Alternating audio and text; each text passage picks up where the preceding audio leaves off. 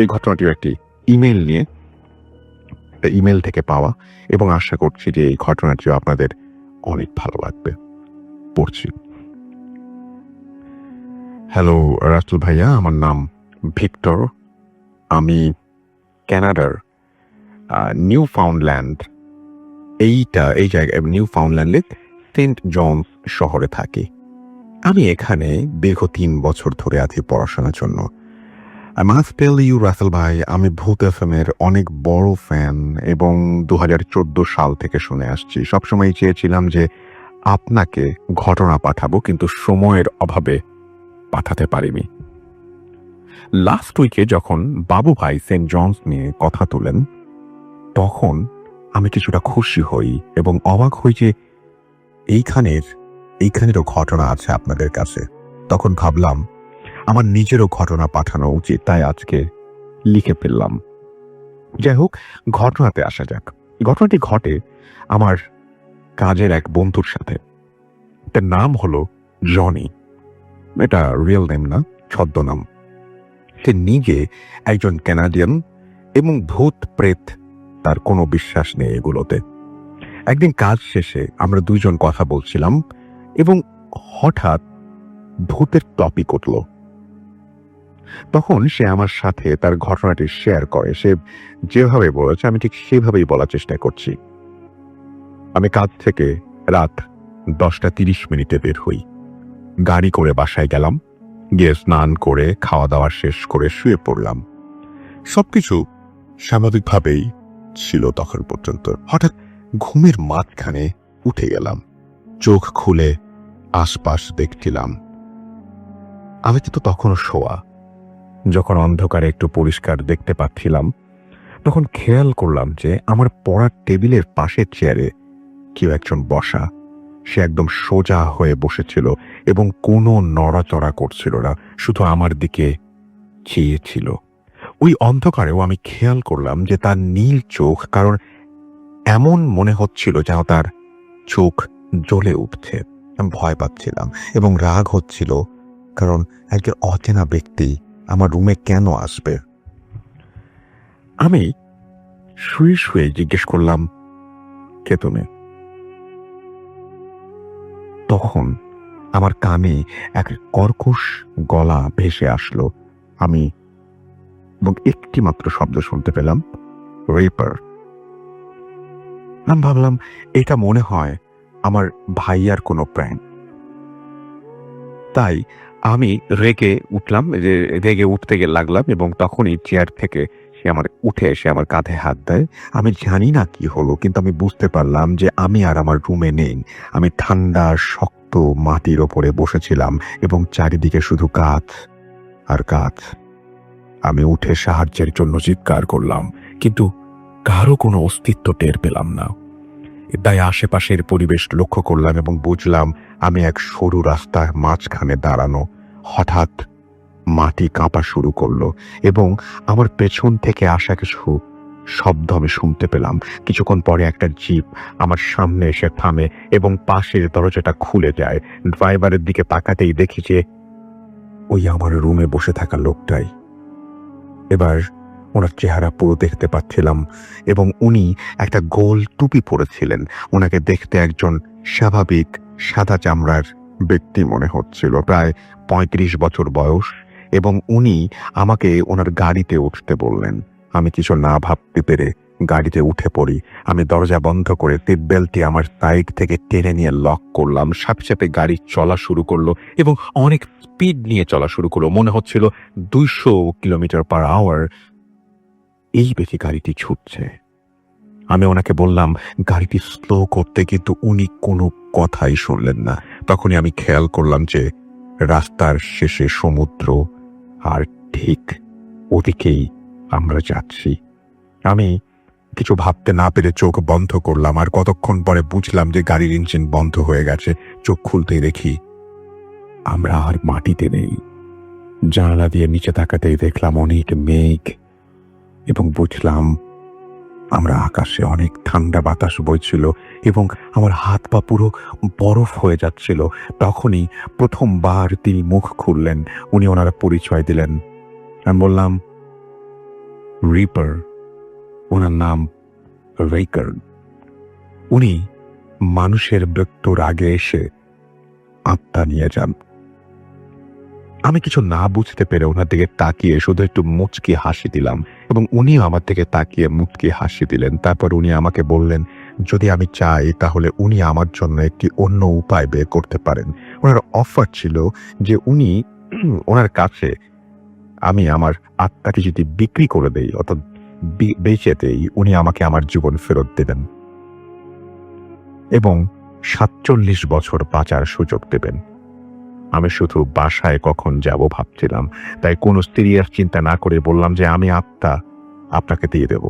উনি ওনার বাম হাত বাড়িয়ে দিলেন এবং আমিও আমার বাম হাত বাড়িয়ে দিলাম। হ্যান্ডশেক করার সাথে সাথে আমি গাড়ি থেকে পড়ে যাই। চোখের পলকে আমি নিজেকে আবিষ্কার করি আমার রুমে। তারপর উঠে বাতি জ্বালিয়ে ঘর চেক করি আর লক্ষ্য করি যে উনি যে চেয়ারটিতে বসা ছিল ওটা একই স্থানে আছে এবং তখনই আমি ভয় পেলাম, কারণ চেয়ারটি ঘুমানোর আগে আমি ওখানে রাখিনি। মানে উনি যে ওই চেয়ারে বসেছিলেন তা আসলেই সত্যি ঘটেছে। আমি আর কোনো কিছু না ঠিক করে আবার ঘুমিয়ে পড়লাম। ওদিনের পর থেকে আমার আর ভালো মতো ঘুম হয় না। এটাই ছিল ভাইয়া কাহিনী। আশা করি ভালো লাগবে। আগেই মাফ চেয়ে নিচ্ছি, কারণ আমার এই বন্ধু এই বিষয়ে কোনো কথা জানাতে চায় না কাউকে, কোনো প্রমাণ নেই। আমাকে কথা দিয়ে বলেছে যে এটি পুরোপুরি সত্য ঘটনা। অনেক কষ্ট করে বাংলায় টাইপ করেছি, তাই ভুল হলে ক্ষমা করবেন।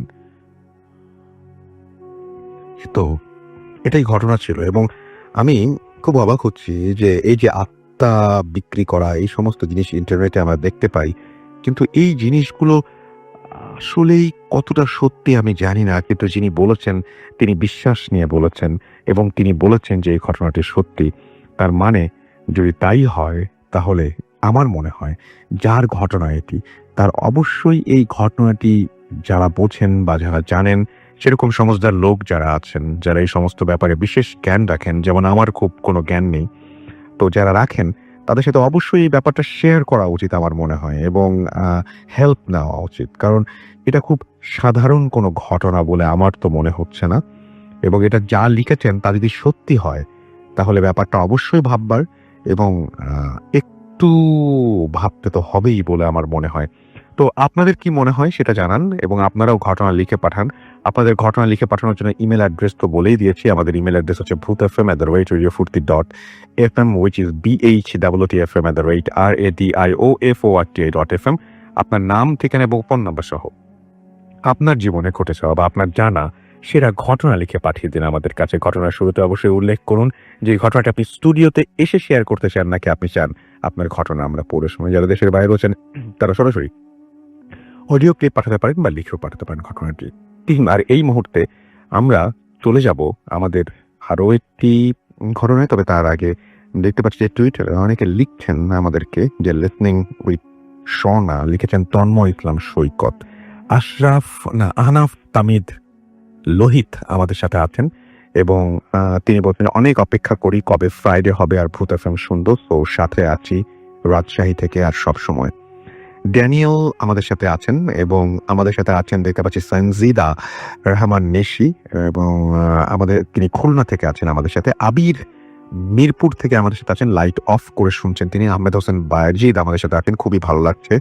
আমার সাথে রাফাদুল ইসলাম আছেন। হ্যালো রাফুল ভাই, আমি রাফাদুল ইসলাম, ঢাকা ক্যান্টনমেন্ট থেকে আছেন তিনি এবং তিনি কেউ বিশ্বাস করুক বা না করুক ভূত এফএমের সাথে আছি, থাকবো। শুভকামনা ভূত এফএমের জন্য।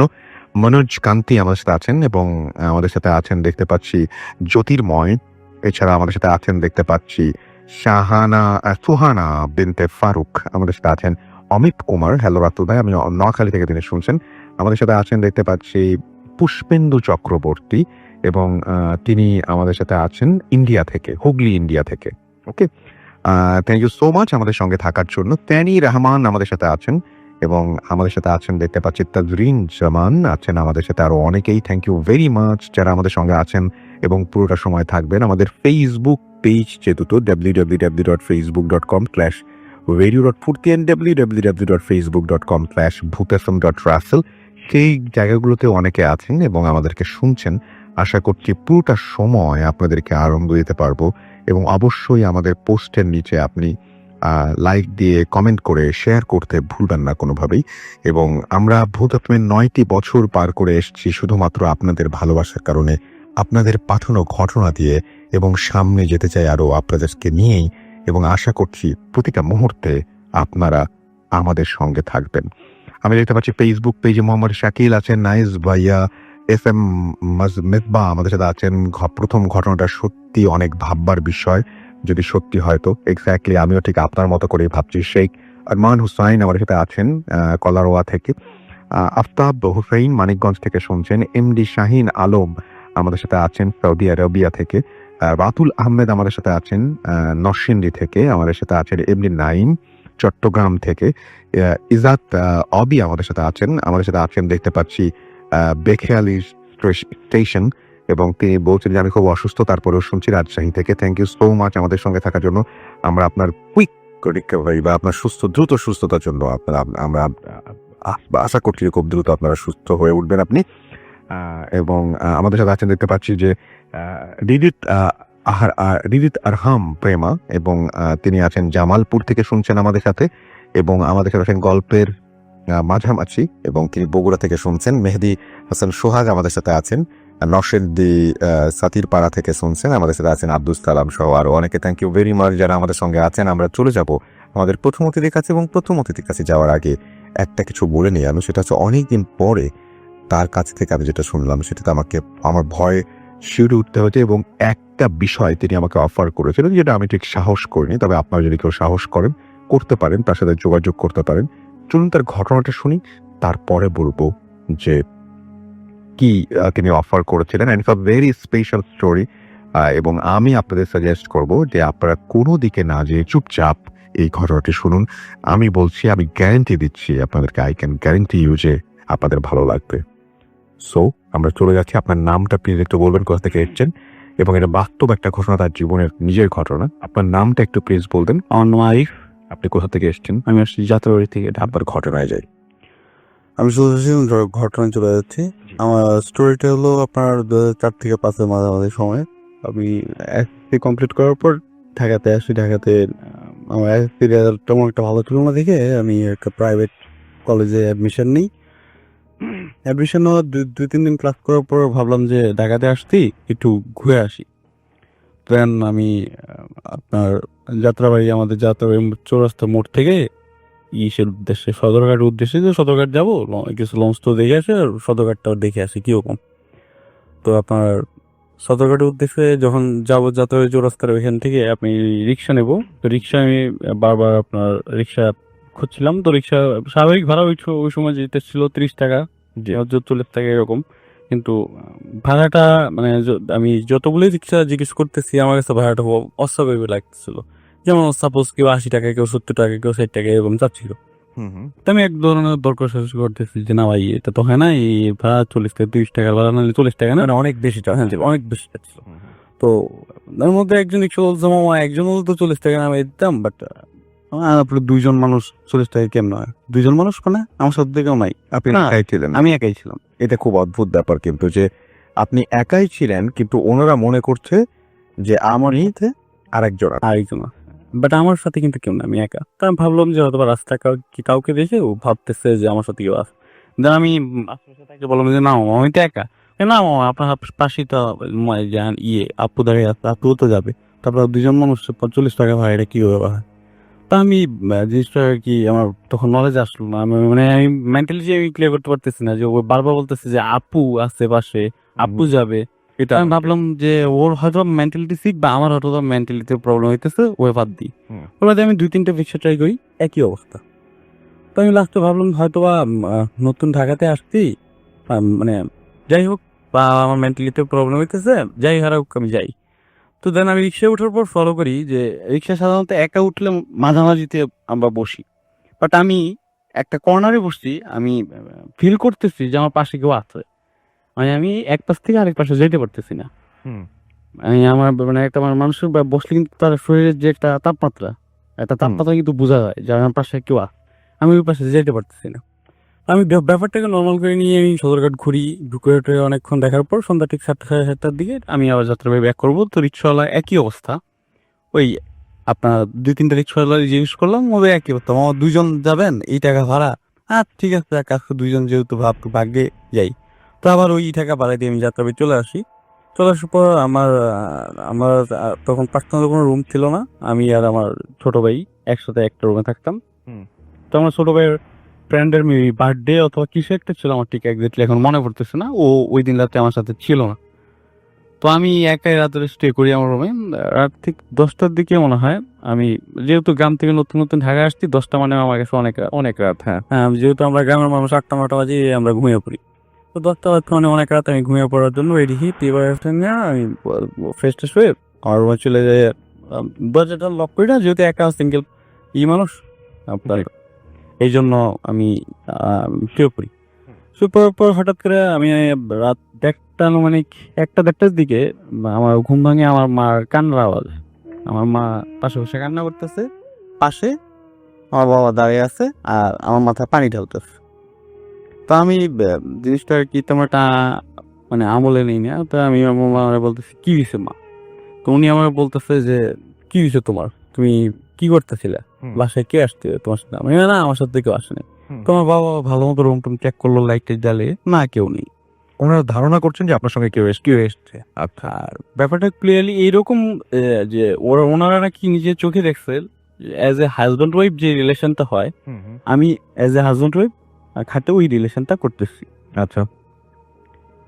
তো আমি অত কিছু তো ওই সময় আমাকে কিছু বলে না, আমার বললো যে তুমি উঠে যাও, গোসল করো, আমি আসলে হিন্দু তো, স্নান করো, স্নান করে তারপর তুমি ফ্রেশ হয়ে তারপর ঘুমাও, মাথায় ভালো মতো তেল দিয়ে, তোমার হয়তো সমস্যা। তো আমি মাথায় ভালো মতো আমি আমার ওইরকম কোনো না, আমার উইকনেস তো না, ওইরকম নেই। আমি ভাবলাম যে আমার মনে হয় ওনারাই কিছু ভুলটুল দেখছে, আমি উড়িয়ে দিলাম। আমি শুয়ে বললাম, জাস্ট ঘুমালাম। আপনার ঘরে কেউ ছিল না, কিন্তু ওনারা দেখতে পাচ্ছে। ওনারা দেখতে পাচ্ছে যে আমার সাথে সবসময় যেটা হয় যে মানুষ দেখে, অন্যরা দেখতে পায় না, কিন্তু আপনার আমার উল্টা হয়েছে যে আপনার সঙ্গে সবাই একজনকে দেখতে পাচ্ছে, কিন্তু আমি দেখতে পাচ্ছেন না। খুবই অদ্ভুত ব্যাপার। এইটাই অদ্ভুত। তা আমি পরদিন কলেজের উদ্দেশ্যে যাই। কলেজে যাওয়ার পর ক্লাসে আমাদের ডেস্ক শেয়ার সিস্টেম, আমার পাশে সবসময় দেখা যেত একটা রুমে আমরা 40-45 জনের মতো স্টুডেন্ট থাকতাম।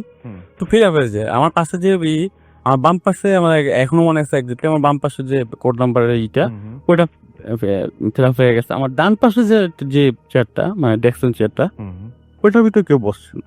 আচ্ছা। তো সবাই শুধু অন্য গুলাতে চলে আসবে। তো আমি ভাবতেছি কি দিতেছে কে, সবাই অন্যান্য দিন তো 2-3 দিন ক্লাস করলাম, সবাই তো এসে বসে পাচ্ছে, বাট আমার পাশে আজকে কেউ বসতেছে না। আচ্ছা। আমার পাশে যে আমার ফ্রেন্ডটা, মানে আমার সাথে যে বসতে, বলতে ভাইয়া কে, নামটা জানো তো? কেন বললো কি নাম জানো মানে? তো তোমার পাশে বসতে কি আজব, আমার পাশে কে বসলো? এই যে তোমার পাশে বসা মেয়েটা দেখতে তো খুব সুন্দরী, কে, নামটা? মানে কলেজ লাইফে যা হয় আর কি, একটা মেয়ে নতুন মেয়েকে দেখলে, নতুন আসতে মনে হয় নাম টাম জিজ্ঞেস করুন। আমি বললাম যে ভাই, তোমার মনে হয় কোনো ভুল হইতেছে, আমার পাশে কেউ নাই। ভাই মজা নিও না, তোমার কি কাজিন টাজিন বা তোমার কি গার্লফ্রেন্ড? আমি না ভাই, আমার কিছুই না। তো বলতে বলতে সারা রুমে আইসা করলো। তো আর ওই টপিকে গেলাম না, আমরা ক্লাস করলাম। তো বারবার এরকম হইতে দেখে আমি আমার মনে হয় 3টা ক্লাস করে আমি বের হয়ে চলে আসি। বের হয়ে চলে বাসায় চলে আসি। বাসায় চলে আসার পর আমি আমার মায়ের কাছে ব্যাপারটা শেয়ার করি যে মা, আমার তো কালকে থেকে এরকম এরকম হতো। তো আমাদের ওইখানে যাত্রাবাড়িতে যারা থাকে তারা মেবি জানে যে যাত্রাবাড়ি থেকে স্বামীবাগ একটা মন্দির আছে, এই আপনার ইস্কন মন্দির, বা লোকনাথের একটা মন্দির আছে, শক্তি ওষুধালয় নামে ইস্কনের একটা মন্দির আছে। ওইখানে আমাকে নিয়ে যায়। এই জায়গায় ওই আপনার গুরুদেব যাদের বলা হয়, যারা ওই বিভিন্ন এই তন্ত্র মন্ত্র সাধনা করে, ওনাদের একজনের সামনে আমাকে নিয়ে যাওয়ার পর উনি বলে যে, উনি আমায় দেখে বলতেছে সরি, মাপতে আমি পারবো না। কিছু বলার আগে আমাকে দেখে বলতেছে আমি মাপতে আমি পারবো না। আচ্ছা। আমি কিছু তা আমার মা বলতেছে মানে ঠাকুর বলে করে তো সম্বোধন করে, তো যে ঠাকুর তো আপনি একটু দেখেন না, পারবো না, আমার মাপ করে দেন, আমি এর মধ্যে নেই। তো আমরা ওইখান থেকে ব্যাক করে চলে আসি। আমার মা খুব টেনশনে পড়ে যায়। তো আমার সিদ্ধান্ত হয় যে যাক, 7-8 দিন মাত্র ঢাকা আসতে, একটা কাজ করি, দেশের থেকে আসতে যেহেতু হয়তো বা ঢাকায় একটা প্রবলেমটা হয়েছে, ওরা আমি দেশেই পাঠিয়ে দিই। আচ্ছা। তো আমাকে দেন কি করলো, আমার দেশে পাঠিয়ে দিল। তো দেশে পাঠানোর পর আমি দেশে আসলে এক্স্যাক্টলি ঠিকানাটা বলতেছি না, আমি চাঁদপুরের নিকটস্থ কোন একটা গ্রামে আর কি, আচ্ছা গ্রামটার নামে বলি কিন্তু এটা বলতেছে না, মতলব। আচ্ছা, মতলবে। তারপর মতলব নামে একটা গ্রাম আছে, ওই গ্রামে আমি মতলব ডিগ্রি কলেজ ওইখানে ভর্তি হই। ডিগ্রি কলেজে ভর্তি হওয়ার পর ক্লাস করা শুরু করি। আচ্ছা। তো 2 দিন আমাদের বাড়িটা হলো ওই মতলবে আপনার এই দোতলা সিস্টেম আছে। দোতলা হলো আপনার টিনের, আপনার মাঝখানে যে পাটাতো, এই দোতলা যে মাঝখানে পাটাতন, ওটা ছাদের পরিবর্তে হলো কাঠ, আচ্ছা। আর উপরে হলো চাল। আমি দোতলায় থাকতাম, আর নিচতলা আমার নানা নানি। আমার নানা নানি একমাত্র মেয়ে, আমার মা তো আর বাসায় কেউ নেই, আমরা 3 জনই। নানা নানি দেশের বাড়িতে সাধারণত 8:30 এনাফ ঘুমিয়ে পড়ে। তো 8টা বাজে যখন, 8:30-9টার দিকে আমিও ঘুমাবো। তো আমার পাশে আবার বারান্দা, একটা ছোট্ট ব্যালকনির মতো। তো এখানে গিয়ে একটু দাঁড়িয়ে আমি, আমার একটু হ্যাবিট ছিল স্মোকিং করা, তো আমি একটু স্মোকিং করতেছিলাম। এই ফার্স্ট টাইম ফিল করি যে আমার পাশে কেউ দাঁড়ানো। এবার আপনি ফিল, এবার আমি ফিল করতেছি, ওকে, নোট এইটা একটু কাইন্ডলি নোট করবেন, আমি ফিল করতেছি আমার পাশে একজন দাঁড়ানো। মানে অতটা ওইভাবে আমি একটা কথা বলি আসল ভাই, এই ঘটনার মধ্যে অনেকে মনে করে যে রাত জেগে, রাত এখন প্রায় 12টা 1:30 বাজে, ফান করার জন্য বানিয়ে অনেক ধরনের মিক্স করে এখানে মানে বলতে আসে, কিন্তু যার সাথে ঘটে সে বুঝে যে কষ্টটা কতটুকু, ঠিক না? ভাই আপনার ফান করার জন্য বা ইসের জন্য কিন্তু এখানে কেউ আমার মনে হয় না আসে, খুব কম সংখ্যক, ঠিক না? আর 12টা বাজে এখানে ফান করতে আসে না। তো আমার পাশে যখন আমি দেখি, আমি ফার্স্ট তাকে দেখি, চুলগুলো অনেক বড় ছিল, মোটামুটি দেখতে এই প্রথম আপনি আমি যাকে সবাই বলতো যে আচ্ছা, আমি দেখে টোটালি ব্ল্যাঙ্ক। হঠাৎ মানে এটা আমার ইসির মধ্যে আসে না। তারপরে ভাবলাম যে হয়তো বা গ্রামে কেউ আসছে। তো আমি ওর দিকে তাকাই, অপূর্ব সুন্দর, অনেক সুন্দর, কিউট প্লেস একটা মেয়ে। আমি বলবো না যে আপনার ওই স্যান্টটা শেখায় আসে, আতরের গন্ধ আসুক, একদম নর্মাল, একদম অ্যাজ এ ম্যান, মানে উম্যান, আপনি যা বলেন। তো ও আমাকে বলতেছে, ঢাকা থেকে চলে আসলা, কাজটা কি ঠিক করলা? এখন তো আরো প্রবলেম বেশি হবে। ঢাকা থেকে চলে আসলা কেন? ঢাকা থেকে চলে আসতে কেন? ঢাকাতে প্রবলেম হয় দিদি, তো চলে আসলে, এটা কেন আসতে কি হয়েছে? আসতো বুঝবা। ওইটুকু ওর সাথে আমার কথা। তারপর আমি মনে করলাম যে হয়তো বা আমি সারাদিন মানে কি বলে ট্রাভেলিং করছি, আমার ঈদ থেকে হয়েছে, আমি শুতে চলে যাই। ওদিন থেকে যে এই আমার লাইফে রাসেল ভাই খারাপ সময় স্টার্ট হয়। টানা 1 বছর সে আমার সাথে ছিল, আমার অনেক হেল্প করছে। আমি করতে পারবো না, আমার এসএসসিতে রেজাল্ট অনেক খারাপ ছিল, আমি আগে বলছি। কিন্তু আর আমি সায়েন্সের স্টুডেন্ট, আমার কেমিস্ট্রি প্লাস হলো ফিজিক্স, 2টা সাবজেক্ট আমি অনেক উইক ছিলাম, অনেক উইক। তো আমি আবার ওই কলেজ উইটে হায়ার ম্যাথটা আমার অপশনাল সাবজেক্ট হিসেবে নিই, হায়ার ম্যাথটা। হ্যাঁ, আমি ভাবছিলাম যে এবার মনে হয় শেষ, যেহেতু এই সমস্যা একটা। ও আসার পর যে যখন আমি মনে করেন first night as a husband wife যে রিলেশনটা হয়, এই রিলেশন চলতে থাকে, মানে প্রতি রাতে আমার ইচ্ছা হোক অনিচ্ছা হোক, আমার ইচ্ছার বিরুদ্ধে হলেও ওই রিলেশনটা চলে। তো আমি মেন্টালি, শারীরিক ভাবে না উইকে, অদ্ভুত লাগছে আমার কাছে সবকিছুই। তারপরে কি হলো? আমি আপনাকে তারপর বলতেছি যে কি, তখন আমার কাছে মানে কি বলবো, ভাষা প্রকাশ করার মতো না, বাট আমার গ্রোথটা এত পরিমাণে বাড়তেছিল সবার কাছে, যেটা অদ্ভুত লাগতো। মানে আপনি পড়াশোনায় ভালো করছেন, এত পরিমাণে ভালো যে আমি মানে আপনার এই ক্ষেত্রে কিভাবে ভালো করতেন পড়াশোনায়? কি হতো আপনার? আমার পড়াশোনাতে আমি সারাদিন পড়তামই না, পড়তামই না, কেমিস্ট্রি ফিও বুঝতাম না, কিন্তু দেখা যেত কি অটোমেটিকলি আমি পরীক্ষা হলে বসতাম, আমার মনে হতো যে আমি অটোমেটিকলি আমার হাত চলতো। আচ্ছা, টু বি অনেস্ট, আমি মানুষ কিভাবে নিবে জানি না, আমি নিজে একজন সায়েন্সের স্টুডেন্ট, আমার এগুলো বিলিভ করার কথা না, কিন্তু তারপর আমি বলতেছি।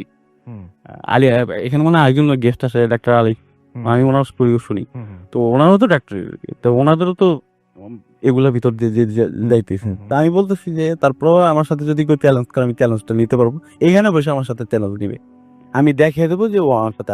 আপনি এটাই আমাকে বলেছিলেন এবং আমি সেটা রাজি হইনি যে মানে আমাকে যদি কেউ বলে তাহলে আপনি তাকে সে বসিয়ে আপনাকে দেখাই। এখন চ্যালেঞ্জ করলাম, আপনি যদি পারে আমি এখন বসে দেখাই দেবো আসে কিনা। তো আমার রেজাল্ট যখন গ্রোথ করলো, সবাই তো পুরো আরে রেজাল্ট তো ভালো করতেছে, আমার ছেলে তো, মাও 150 থেকে, তখন তো চিঠির যুগ, মোবাইল ফোনটা ইউজ করতে হলো, তখন টেলিফোনের ওই মনে করলে এখান থেকে প্রায় 5-7 কিলোমিটার হাইটা বাজারে গিয়ে তারপর ফোনে তাও জোরে জোরে কথা বলতে হতো। তো এই অবস্থা দেখার পর কিন্তু আমার শারীরিকভাবে অবনতি চলে, আমার শরীরের ওয়েট, তারপর মেন্টালিটি অনেক ঠিক হয়ে যায়। তো ঠিক হয়ে যাওয়ার পর আমাদের ওইখানে দুর্গাপূজার সময় আপনারা ভালো মতো জানেন, আমাদের দুর্গাপূজা হলো সবচেয়ে বড় ধর্মীয় অনুষ্ঠান। তো সবাই বাড়িতে যায়, বাড়িতে যাওয়ার পর আমার মা বাবা বলতেছে আমার দাদুরে, মানে আমরা যাকে নানা বলি আর কি, আমরা দাদু বলি, আমাদের ওই যে ওর তো গ্রোথ বা অবস্থা খুব খারাপ, তো তুমি কিছু দেখছো কিনা, কিসের অবস্থা খারাপ, রেজাল্টটা তো ভালো করছো, তাই হয়তো বা পরীক্ষার চাপে ওর শরীরের অবস্থা ঠিক আছে, মনে হয় ঠিক হয়ে যাবে। তো আমার মা বলতেছে না, ওর একটা সমস্যার কারণে ওরা পাঠিয়ে দিছি, তোমার আমি বলিনি, তখন আমার মা হয়তো ওনাকে হালকা একটু হিন্দি দিছে। তো যাক, দুর্গাপূজা সুন্দরভাবে চলে যায়। দুর্গাপূজা শেষ হওয়ার ঠিক আগের দিন, যেদিন প্রতিমা আমরা ওই যে ডুবিয়ে দিই, এর ঠিক আগের দিন আমার এক ফুফু আর কি, মানে যারা পিসি বলি আর কি, যে উনি আগরতলা থাকে, উনি আমাদের বাড়িতে আসে, এসে আমার দেখে বলে যে, আমার মারা বলতেছে বধু ওর সাথে তো প্রবলেম আছে, আমরা তো এটা জানি, তো কোনোভাবে তো সলভ করতে পারছি না। তো বলতেছে ঠিক আছে, তাহলে ওর কালকে রাতে আমার সাথে একটু থাকতে দাও। রাতে ঠিক আছে। পরের দিন রাতের বেলা সব শেষ, ওনার সাথে মা ছেলে থাকতেই পারে, তো উনি আমার সাথে আমার রুমে স্টে করলো। স্টে করার পর উনি একটা রিচুয়াল করলো, ত্রিকোণমিত্রীর মতো একটা দাগ আঁকলো, একে এক পাশে আমাকে বসাইলো, আরেক পাশে উনি বসলো, মাঝখানে সরষের তেল কি আরো কিছু মানে রিচুয়াল যেগুলোতে থাকে আর কি, বিভিন্ন ধরনের জিনিসপত্র রাখলো, সরষে টইসা, এখানে অনেক ট্রাই করলো, বাট কোনো রেজাল্ট আসলো না, কোনো রেজাল্টই আসলো না। তো কিন্তু উনি দেখছে যে আমার পাশে ও বসা, এমনকি উনি নাকি আমি ওই কথাগুলা পরবর্তী লাস্ট যখন কনভারসেশন শেষের দিকে তখন বলতেছে যে তুমি চলে যাও ওর জীবন থেকে, আমাদের তো বংশে একটা প্রদীপ, মানে আমি বংশের সবার বড়, ওরে তুমি মাফ করে দাও, ওর সাথে তো যা করা করছি, ওর জানের পরিবর্তে চলে গেলে আমরা একটা জান দিব, ঠেকা দাও। ও বলতেছে না, তখন আমি বলতেছি না, আমি ওরে ছাড়বো না, কারণ আমি as a friend, as a মানে আমি ওর প্রতি অনেক ইন্টারেস্টেড হয়ে পড়ি, আমার বয়সটাই ছিল তখন ওই রকম, আমি ওর প্রতি অনেক ইন্টারেস্টেড। আর অনেক ঘটনা এটা বলছেন আপনি 5-6 ওকে 5-6। তো দেন আমি ওরে মানে যে হোক চলে যায়, তারপর পূজা টুজা শেষ, সবকিছু শেষ, সবাই সবার মতো কাজে চলে যায়। তো দেন আমার এইচএসসিতে রেজাল্ট ভালো আসে, জিপিএ 5 আসে। তো আমার সবাই চিন্তা করতেছে এবার ওরে ঢাকাতে কোথাও এবার আবার আপনার ভালো একটা ইউনিভার্সিটিতে অনার্স ডিগ্রি করার জন্য। তো আমার মা তো আমাকে ঢাকা আনবেই না, কারণ আমার ছোট একটা ভাই আছে, ছোট একটা বোন আছে, প্রবলেমেরও একটা ব্যাপার আছে, যেহেতু আমার সাথে একটা জিনিস আছে। তো সবাই মিলে ঠিক করলো কি, আমার নানার মানে ওয়াইফ, আমার নানি, ওনার বোনের বাড়ি হলো নেত্রকোনা, আমার ওইখানে শিফট করে দেবে, ওইখানে ভালো একটা নেত্রকোনার ডিগ্রি কলেজ ওই নামে একটা ইয়ে আছে, ওইখানে আপনার অনার্সটা করার জন্য। জি। তো আমি ওইখানে চলে যাই নেত্রকোনাতে গিয়ে আমি অনার্সটা করি। ওই সময় আমি মানে ফলো করা শুরু করলাম যে একটা জিনিস কি, সে আমার ফ্রেন্ড ঠিক আছে, সে আমাকে হেল্প করতেছে, সবকিছু ঠিক আছে, কিন্তু আমার ইচ্ছার বিরুদ্ধে ওই যে কাজগুলা করতো ওইটা আমি আর নিতে পারতেছিলাম না। আচ্ছা, ওটা আমার মানে ওভার হয়ে যেতেছিল, অনেক ওভার হয়ে যেতেছিল। আর আমিও ওরে এতটাই ভালোবেসে ফেলছিলাম বা এতটাই করে ফেলছিলাম যে ওরে আমি নিজেও ছাড়তে চাইছিলাম। তো যাক, 4টা বছরে অনার্সের মোটামুটি গেল, অনার্সের রেজাল্টও মাশাআল্লাহ দিলে খুব ভালো আসলো, খুবই ভালো, কারণ আমার যেটা কল্পনারও বাইরে, আমি স্টুডেন্ট হিসেবে কিন্তু অতটা ভালো না, রেজাল্টটা এত ভালো আসলো যে আমি কল্পনা করতে পারিনি। যাক, আমি তখন ওইখান থেকে যখন এই ঝামেলাগুলো আমি সহ্য করতে পারতেছিলাম না, তখন আমার ওইখান থেকে আমি একটা কথা মিস করছি, রেজাল্টের আগে আমি মায়ের ফোন দিয়ে বললাম যে মা, আমার অবস্থা তো প্রচন্ড খারাপ, ওইটা তো আমার সাথে হয়েই চলতেছে। তখন আমার মা জানিয়ে দিল, হ্যাঁ এতদিন পর আমরা তো মনে করছি এটা সব শেষ হয়ে গেছে, তুই তো আমার কিছু বলস নাই, তাড়াতাড়ি তুই ঢাকা চলে আস, সব বাদ দে। তখন আমি ঢাকা চলে আসি। ঢাকা চলে আসার পর তৎকালীন ঢাকাতে আপনার বাইতুল মুকাররম মসজিদের ঠিক উল্টা দিকে, যেখানে বর্তমানে আপনার এই যে পল্টনের যে মার্কেট গুলা, এখানে একটা হুজুরের বাড়ি নামে একজন হুজুর ছিল, খুব নাম করা পীর সাহেব, ওনার মনে হয় সবাই সম্বোধন করতো। তো এই হুজুরের কাছে আমাকে নিয়ে যায়। তো নিয়ে যাওয়ার পর সরি, ওনারা আগে যায়, উনি আগে গিয়ে ডিটেলস বলার পর বলে যে আমি তো কারো বাসায় যাই না, ওরে নিয়ে আসেন। তো পরের দিন আমাকে নিয়ে যাওয়ার পর আমার ওনার যে রিচুয়াল, রাতের বেলা রিচুয়াল বসানোর পর আমার মা ওই রুম থেকে বের করে দেয়, আমার বাবা ওই রুমে থাকার পর ওই মেয়ে আমাদের ওরে আনে, ওরে যেভাবে আনে, আনার পর ওর সাথে কনভারসেশন শুরু করে। তো ও মানে কোথাও কোনোভাবে মানে এত বড় একজন হুজুর কোনোভাবেই ওনার মনে হয় বেস্ট ট্রাইকে আমার জন্য করছিলেন, কিন্তু পারে নাই। হুম। তো আমার কিছু তাবিজ টাবিজ টি করে দিল যে এগুলা রাখলে সাথে মানে খারাপ, তেমন খারাপ কিছু করতে পারবো না, তবে ওরে একেবারে তাড়ানোটা সম্ভব না। তখন আমার রুম থেকে বের করে দিয়ে আমার বাবা একটা বুদ্ধি দিল কি, যাক ছেলে যাই হয়েছে বয়স, হয়তো বা এখন একটু কম, তারপর ওর একটা কাজ করে নাকি একটু বিয়ে করে দেন। তো আমি তখন আবার কোম্পানির নামটা কি প্রকাশ করবো?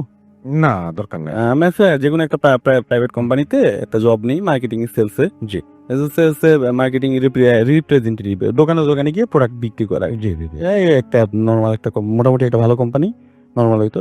ওই জয়েন করার পর মোটামুটি 14-15টার মতো মেয়ে ওনারা দেখে হুম। আমার জন্য। তো দেখার পর সবগুলাই বিয়ে হয়, কিন্তু লাস্টের দিকে গিয়ে শেষ। আচ্ছা, হয় না না, শেষ পর্যন্ত। শেষ পর্যন্ত গিয়ে অবস্থা শেষ।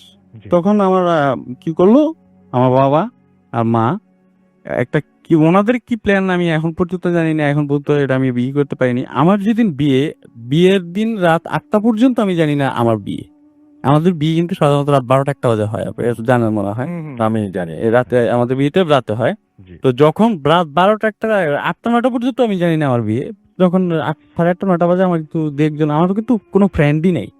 আমার এই বয়স পর্যন্ত আমার প্রায় 30-এর উপরে আপ, 31-30 এরকমই বয়স চলতেছে। আমার কিন্তু কোনো ফ্রেন্ড নাই। ঠিক আছে? খুবই অস্বাভাবিক একটা ব্যাপার। আমার কিন্তু কোনো ফ্রেন্ড নাই। জি। ঠিক আছে? তো আমার 2-1 জন লোক আসার পর আমার যখন সাজায় তখন আমি বুঝি যে আমার বিয়ে। ঠিক বিয়ে হওয়ার পর 1 মাস ওরা আমি আর দেখি না। হুম। 1 মাস অ্যাজ ইউজুয়াল নরমাল মনে করলাম যে যাক এবার নরমাল লাইফ লিড করবো। সুন্দরভাবে জব করতাম, বাসায় আসতাম, খাওয়া-দাওয়া করতাম, বউর সাথে ঘুরতাম ফিরতাম এই। 1 মাস পর এবার অত্যাচারটা শুরু হলো আমার ওয়াইফের সাথে। তাকে বিভিন্নভাবে আপনার প্রবলেম করতো। তাকে আপনার এই মানে দেখা যেত ছাদে গেছে কাপড় শুকানোর জন্য, তারে তারে করতেছে আপনার ধাক্কা মারতেছে। তারপর মনে করেন এই আপনার বলেন, অসুবিধা নেই। ধাক্কা মারতেছে, তারপর আপনার করে এই আপনার এই মানে মানে যে কোনো ভাবে হোক তারে মেরে ফেলার চেষ্টা বা তারে অসুস্থ করার চেষ্টা বা তারে মানে যেভাবে হোক তারে কিছু একটা করার চেষ্টা করতেছে। তারপর রাতের বেলা যখন আপনার আমার সাথে শোয় তখন দেখা যায় তার সাথে আমার একটা দূরত্ব, মানে যেভাবে হোক কিছু একটা করে আমার সাথে তার একটা দূরত্ব গ্যাপ সৃষ্টি করার চেষ্টা করতে। তখন আমার মা আমার ওয়াইফে পরামর্শ দিল কি যে একটা কাজ করো, তাহলে তুমি বেবি কনসেপ্ট করার চেষ্টা করো। বেবি কনসেপ্ট করলে হয়তো এই প্রবলেমটা থেকে তোমরা সলভ হতে পারবা। তখন আমার ওয়াইফ তখন খালতা আনুমানিক আপনার 2010-11 এরকম, 2010-11, হ্যাঁ 11 মনে হয়, 11 রাইট 2011 সাল। তখন আমি ওই কোম্পানি ছেড়ে বর্তমান যে আমি ওর সাথে বললাম অফিয়ারে ওইখানে আমি করছি। ওই কোম্পানিতে জয়েন করার পর আপনার আমার বেবি ওয়াইফ আপনার টানা ট্রাই করা শুরু করলো। তো আমার কনসেপ্ট হতো বেবি, বাট ঠিক 4 থেকে 5 মাসের মাথায় আমার বেবিটা মিস করে দিল। আচ্ছা। 6 থেকে 7 বার এই ঘটনাটা ঘটার পর লাস্ট মোমেন্টে একজন লোক ছিল আমাদের এখানে নাম করা, ওনারা আইনা অনেক কিছু করলো ওনার রিচুয়াল। এবার আমার সাথে কোনো রিচুয়াল না, যে ওয়াইফের সাথে রিচুয়াল করে অনেক তাবিজ টাবিজ দিয়ে টিয়া ওরে দেশে পাঠিয়ে দিল, আমি ঢাকাতে রয়ে গেলাম। যে এবার বেবি কনসেপ্ট হইলো, হওয়ার পর আমাকে এখন ও যেহেতু দেশে চলে গেছে আমার তো একা পাই। তো ও রাতের বেলা আসতো, রাতের বেলা এসে ও আমার সাথে ওই যে আগে যেই কাজগুলা করতো আর কি এজ হাজব্যান্ড ওয়াইফ, ওই কাজটা সে আমার সাথে করতো, অন্য কিছুই না। আর কথাবার্তা বলতো, আর আমাকে শুধু হুমকি দিত বিয়ে করবো, বাচ্চা নিবি, তোর দেখে তোর এই করবো সেই করবো। তখন আমার সাথে খুব খারাপলি ব্যবহার করা শুরু করতো। তো আমার লাস্ট একেবারে আর ডিটেলস হতে এত সময় নেই বলার, বলতে গেলে অনেক ইসের ব্যাপার, এর মাঝখানে অনেক কাহিনীও চলে গেছে। তো লাস্ট এই কিছুদিন আগে আর কি, বেশ কিছুদিন আগে আইয়ুব বাচ্চু তার যেদিন মারা গেল, ওই দিন একটা রিচুয়াল হয় আমার বাসায় সকালবেলা। রিচুয়ালের মধ্যে ওই মেয়েরে অনেক ইতি করে, ওই যে বললাম যে একজন পাওয়ারফুল লোক আসছিল, উনি মোটামুটি একটু বিরত করতে পারতে, বিকজ আমার একটা বেবি ছিল, একটা ছেলে বেবি, যার বয়স 1 বছর 1 মাস এখন চলতেছে। তো এই বেবিটা হওয়ার পর ওরে করে দেয়। তো যেদিন আইয়ুব বাচ্চু স্যার মারা যায় ওই দিন রাতের বেলা আমি আইয়ুব বাচ্চু স্যারের অনেক বড় একজন ফ্যান ছিলাম। তো আমি ওই ছাদে দাঁড়িয়ে কান্না করতেছিলাম অটোমেটিকলি। আর ওই ফেসবুকে ওনার যে ইগুলা আছে ইন্ডিপেন্ডেন্ট চ্যানেলে ওনার ইগুলা দেখাইতেছিল, দেখতেছিলাম। তো পাশের ঠিক বিল্ডিং এ দেখলাম যে ও দাঁড়ানো। তো ওটা দেখে ও দাঁড়ানো পাশের বিল্ডিং এর ছাদে। আমি তো আমার বিল্ডিং এর ছাদে, ও পাশের বিল্ডিং এর ছাদে। ও এবার আমার পাশে না, আমার পাশের বিল্ডিং এর ছাদে। ঠিক আছে, ও দাঁড়ানো অবস্থায় আমার বলতেছে যে আমি তো চলে গেলাম ঠিকই, আমি আসবো আবার, এটাও সত্যি, তবে তুমি তোমার লাইফে কোনোদিন আর গ্রোথ করতে পারবে না, তুমি তোমার লাইফে কোনোদিন আর মানে আগুন করে টিকে রাখতে পারবে না, তোমার এই শেষ। তো আমার যেহেতু মার্কেটিং এ চাকরি করি, আমার একটা গাড়ি বাইক ছিল আর কি। তো অ্যাক্সিডেন্টে আমার কিছুই হয়নি, আমার তো মোটামুটি একটা মানে ইনজুরি হয়েছিল, আমার বাইকটা শেষ। তারপর একদম শেষ, মানে এই ছবি আছে আমি দেখাইতেছি, আবার যা আসতে পারে এটা মানে চালানোর মতো আর কোনো ছিল না, সবকিছু শেষ। তারপর আস্তে আস্তে কি হলো, আমার অর্থনৈতিক ক্রাইসিসটা শুরু হয়ে গেল, মানে অর্থনৈতিকভাবে আমি সম্পূর্ণভাবে শেষ হয়ে গেলাম। তারপর আপনার আবার শুরু হইলো আপনার ফ্যামিলিগত ভাবে মেন্টালিটি চাপ নিতে না পেরে আমি প্রায় সময়, যেহেতু আমি আসলে একটা মেডিকেল লাইনে আছি, আপনি জানেন ভালো মতোই দেখা ভাই, আমি ওই ঘুমের ড্রাগস নেওয়া শুরু করলাম। যে ঘুমটা বেশি হলে হয়তো প্রবলেম চলে যাবে। এত মাত্রায়, যে মাত্রা মনে করেন 0.5 এর একটা ঘুমের ওষুধ খেলে একটা মানুষ কিন্তু অনেক ঘুম দেয়। আমি 20টা ট্যাবলেট একদিনে খেয়েছি ওর যন্ত্রণা থেকে, ঠিক আছে, বাতাস জন, বাট আমার কোনো কাজ হয় না, ঘুমই আসতো না। তো এখনো আমি মানে এখন আমার অবস্থাটা এমন পর্যায়ে চলে গেছে, আমি এমন দেশে মোটামুটি একটা স্বনামধন্য কোম্পানি বর্তমানে বা যেটাতে আসছি, নাম তো প্রকাশ করতেছে না, যেটাকে মাইনে পারি, কিন্তু দেখা যায় কি এমন একটা সময় আমি আজ যে আমার বাচ্চাদের একটা ল্যাকটোজেন বা একটা স্যালাড কিনে খাওয়াবো, ওই টাকাটা আমার পকেটে থাকে না। আর আমি এমন ভাবে দুশো গেছি, মানে আমার ফিনিশ। আপনাকে যা বলেছিল সেই কথাটা ফলে গেছে। হ্যাঁ, আর মাঝে মাঝে দেখি। আর আরেকটা জিনিস কি, আমি এই জন্যই বললাম যে আমি যখন তারা স্মরণ করি, সে আসে, সে কথাবার্তা বলে, সে সম্পূর্ণভাবে তো কখনো আপনি বলেননি যে আমার সমস্যা হচ্ছে, এই সমস্যাগুলো আমি বলছি তো না। তো আমি নাকি ওরও সমস্যা করছি, তো আমি ওর কাছে অনেকবার জিজ্ঞেস করছি যে আমি তোমার কি সমস্যা করছি। বলছে না, এটা বলা যাবে না, তবে তুমি আমার সমস্যা করছো। আর তুমি যদি আমার থ্যারি দিতা, তাহলে যখন ওই যে প্রথম অবস্থায় তোমার পিসি যখন ইউজ করতো, তখনই থ্যারি দিতা, এখন কেন খাটতেছো এত বছর আমার সাথে থাকি? আর আপনি কোনোদিন ডাক্তার দেখেছেন? না, ডাক্তার তো বলে লাভ নাই, যেহেতু মেডিকেল লাইনে আসছি। তার পরবর্তীতে ডাক্তার একের পর এক, তো সব বলতে হ্যালুসিনেশন, আর সবাই ঘুমের ওষুধ, বিশেষ করে ঘুমের ওষুধ, আর হলো আপনার মুড অন, ট্রানজিট, নামগুলোও বলে দিলাম, নাম বলতে হবে। আচ্ছা, এই টাইপের কিছু মেডিসিন। আর মানে বিশেষ করে বলতে যে আপনার ওই ইটা করতে, কি বলে, ওই যোগ ব্যায়াম, ওই করে নিজের নিঃশ্বাস ইটাই করতে, আর ঘুরতে টুরতে, বাট লাভ হয় নাই না, এখন পর্যন্ত কোনো লাভ নেই এইরকম নিয়ে। এবং আমার সবচেয়ে অবাক লেগেছে যে আপনি যদি নিজে দেখতেন তাহলে হ্যালুসিনেশন বলতাম, জানি না, আমি একেবারেই মানে বলতে, আপনি যেটা বলছেন যে আপনি এখন ডাকলে আপনার পাশে চলে আসবে এবং আপনার পাশের খালি চেয়ারে বসবে, যে লাইট অফ করতে হবে এবং কেউ নাকি সেটা দেখতে পারবে, এটা তো খুবই মানে ভয়ঙ্কর ব্যাপার। আমি এটা এই জন্য বললাম যে আপনি যাকে যে কাউকে চ্যালেঞ্জ করতেছি, শুধু জাস্ট আপনার আমার একটু গোসল করতে হবে, আর একটা জিনিস চাপে দিতে হবে, এই ও পাশে এসে বসে যদি কথা না বলে, তাহলে মানে যিনি দেখবেন তার সাথেও কথা বলবেন 100%, যদি কথা না বলে, এবং যিনি দেখবেন তার কোনো ক্ষতি হবে না, কোনো সে কারো কোনো ক্ষতি করবে না, শুধু আপনার, শুধু আমার। ওকে, তো দেখতেই পারে যে কেউ চাইলে দেখতে পারে। Thank you so much. আপনার ঘটনা যে আপনার কিছু বলেন নাই এখন আপাতত, দোয়া করবেন এইটুকু। যদি অবশ্যই আপনি বলছিলেন যে আপনার চাকরির জন্য, আপনার স্বাভাবিক জীবনযাপনের জন্য ব্যাহত হচ্ছে এই ঘটনার কারণে, এবং আপনি ঠিক মানে ভালো করতে পারছেন না লাইফ, করতে পারছেন, এবং আপনার অনেক ভালো করা উচিত ছিল, আপনি একজন ভালো স্টুডেন্ট, আপনি একটা ভালো কোম্পানিতে চাকরি করছেন, তারপরে আপনার যে গ্রোথটা হওয়া দরকার এবং লাইফে যে জায়গায় যাওয়ার কথা, আপনার সব সুযোগ থাকা সত্ত্বেও সেটা আপনার হচ্ছে না, এবং আপনি যে টাকা স্যালারি পাচ্ছেন সেই টাকা থেকেও আপনি কোনো কিছু সঞ্চয় করতে পারছেন না, সেভিং হচ্ছে না আপনার, এবং আপনার সংসারই চলছে না বলতে গেলে। সেটাই খুবই দুঃখজনক ঘটনা, এবং আমরা সবাই দোয়া করি যে আপনি যেন খুব দ্রুত এখান থেকে বেরিয়ে আসতে পারেন, সেই প্রার্থনাই করব, এবং আপনার মঙ্গল কামনা করছি। আশা করছি যে আপনারাও ঠিক একইভাবে আমার মতোই আপনারা তার মঙ্গল কামনা করবেন। এখন যেটা করব সেটা হচ্ছে, আমরা যেটা করব সেটা হচ্ছে আপনাদের একটা গুড নিউজ আরো একবার দিতে চাই। সেটা হচ্ছে যে অ্যানিভার্সারির কথাটা শুনলেই আমাদের খুব মানে আনন্দ লাগে, এবং অ্যানিভার্সারি মানেই আমাদের চারপাশে অনেক উৎসব, অনেক কিছুর কথা মনে হয়। আর সেটা যদি হয় 5 বছরের মানে 5th অ্যানিভার্সারি, তাহলে কোনো কথাই নেই। আমি বলছি দারাজের কথা, দারাজের 5th অ্যানিভার্সারি ক্যাম্পেইন নিয়ে। ইয়েস, এই 6 সেপ্টেম্বর দারাজ পা দিবে 5 বছরে, আর সেই উপলক্ষে দারাজ ভূত এফএম লিসনারদের জন্য একটা গিফট নিয়ে আসছে। সেটা হচ্ছে অ্যামেজিং একটা গিফট ভাউচার আমি বলবো, এবং ভাউচার কোডটি হচ্ছে ভূত 500, BHOOT 500, অর্থাৎ 500। আর অবশ্যই আপনাদের এই ভাউচারটি ব্যবহার করতে হবে 6 থেকে 14 সেপ্টেম্বরের মধ্যে।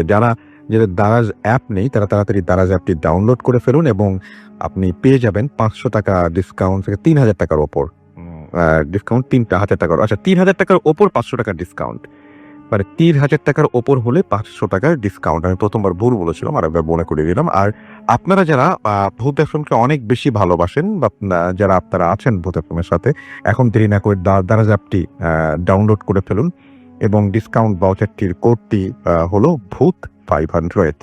3000 টাকার ওপর কিনলেই 500 টাকা ডিসকাউন্ট। বিশাল ব্যাপার, কিন্তু বিশাল ব্যাপার।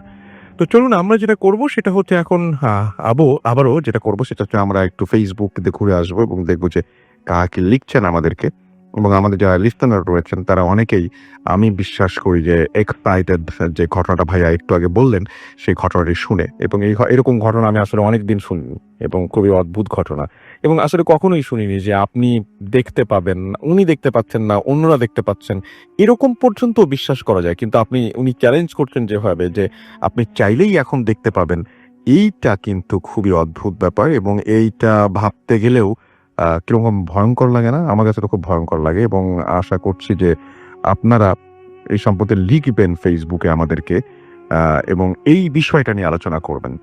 তো আমি দেখতে পাচ্ছি যে সজীব দত্ত আমাকে লিখেছেন, ভাইয়া অনেক ভয় লাগলো ফার্স্ট স্টোরিতে, আমিও আমার গল্প পাঠাতে চাই। আপনি চলে যান ভূত এফএম @radiopurti.fm এর অ্যাড্রেস। আমি এখন রেডিও ফুর্তির পেজ থেকে পড়ছি, এর আগের বার ভূত এফএম এর পেজ থেকে পড়ছিলাম। এসকে শাকিল আমাদের সাথে আছেন, এবং লাভ ফ্রম ময়মনসিং তাই লিখেছেন। আশিক সোহান চট্টগ্রাম থেকে শুনছেন। মোতালেব খানের কাছে এটা ভালো লাগে এই ঘটনাটা। মুহতাসিম রহমান অদিত আমাদের সাথে আছেন। দেখতে পাচ্ছি হাবিবুর রহমান, তিনি বলছেন যে ঘটনাটি তার বিশ্বাস হচ্ছে না। আমার কাছেও খুব অদ্ভুত লেগেছিল ঘটনাটি। জেভিয়ার ফাহিম আমাদের সাথে আছেন, এবং তিনি বলছেন সেই স্টোরি। মেহনাজ আচ্ছা মেহজানুর রহমান, এবং তিনি আমাদের সাথে আছেন, এবং মনে হয় মিজানুর রহমান হবে। মিজানুর রহমান, তিনি ফার্মগেট থেকে আছেন, তিনি হচ্ছেন অসাধারণ কাহিনী। আমাদের সাথে আছেন দেখতে পাচ্ছি এনডি শারাইল, এবং আমাদের সাথে আছেন দেখতে পাচ্ছি সোহেল খান হৃদয়, আমাদের সাথে আছেন দেখতে পাচ্ছি মুনিফা আক্তার মিথুন, আমাদের সাথে আছেন সিয়াম শেখ, আছেন শারহান ফাদ, আছেন মোতাতিম রহমান অদিত, আছেন এমডি মেহেদি হাসান সানি, আহমেদ শ্যামল, অপু রায়হান, এমডি শফিকুল ইসলাম সানি, আমাদের সাথে আছেন দেখতে পাচ্ছি সুপল রাজ, আমাদের সাথে আছেন রাজ হুসাইন তাহতিন, আছেন আমাদের সাথে রেজওয়ান রৌহা, আছেন মোসাব কামাল, আছেন প্রদীপ কর্মকার, এছাড়াও শফিন শাহ নূর আমাদের সাথে আছেন দেখতে পাচ্ছি। এছাড়াও রাতুল আহমেদ আছেন আমাদের সাথে, আতিকুল ইসলাম আছেন, বিশাল বৈরাগী রাজবীর আমাদের সাথে আছেন, তানবীর রুবি আছেন আমাদের সাথে, নিতার আহমেদ আমাদের সাথে আছেন দেখতে পাচ্ছি, মোমেন আকন্দ, এবং মাসুম খান তালহা সহ আরো অনেকে। আমি আপনার কাছে আর একবার একটু আসতে চাই, আপনার সাথে একটু কথা বলতে চাই একটা বিষয় নিয়ে। সেটা হচ্ছে যে এই যে আপনি যে ঘটনাটি বললেন, এবং এই ঘটনাটি আপনি কখনো যাকে দেখতে পান তার মাধ্যমে অন্য কারো হেল্প করতে পেরেছেন, বা আপনাকে আগাম কোনো খবর বলে দেওয়া বা এরকম কোনো হেল্প কি কখনো করেছে? এই ধরনের কোনো হেল্প কখনো সে করেনি, এবং আপনি কারো আপনার কোনো অন্য ধরনের কোনো উপকার এই পড়াশোনা ছাড়া অন্য কারো উপকার করতে পারেন না আপনি, এইভাবে কোনোদিন হয় নাই। আচ্ছা, এটাই আমার জানার ছিল। Thank you very much. আমরা চলে যাব আমাদের পরবর্তী অতিথির কাছে। আপনার যে দ্বিতীয় ঘটনাটি আমাকে বলেছিলেন সেই ঘটনাটি আমরা শুরু করি। তার আগে আপনার নাম বলবেন এবং আপনি কোথা থেকে এসেছেন সেটা বলবেন, তারপরে আপনার ঘটনায় যাব। আসসালামু আলাইকুম লিসনার, আমি মোহাম্মদ জাকির হোসেন, এসেছি মিরপুর 12 থেকে। জি।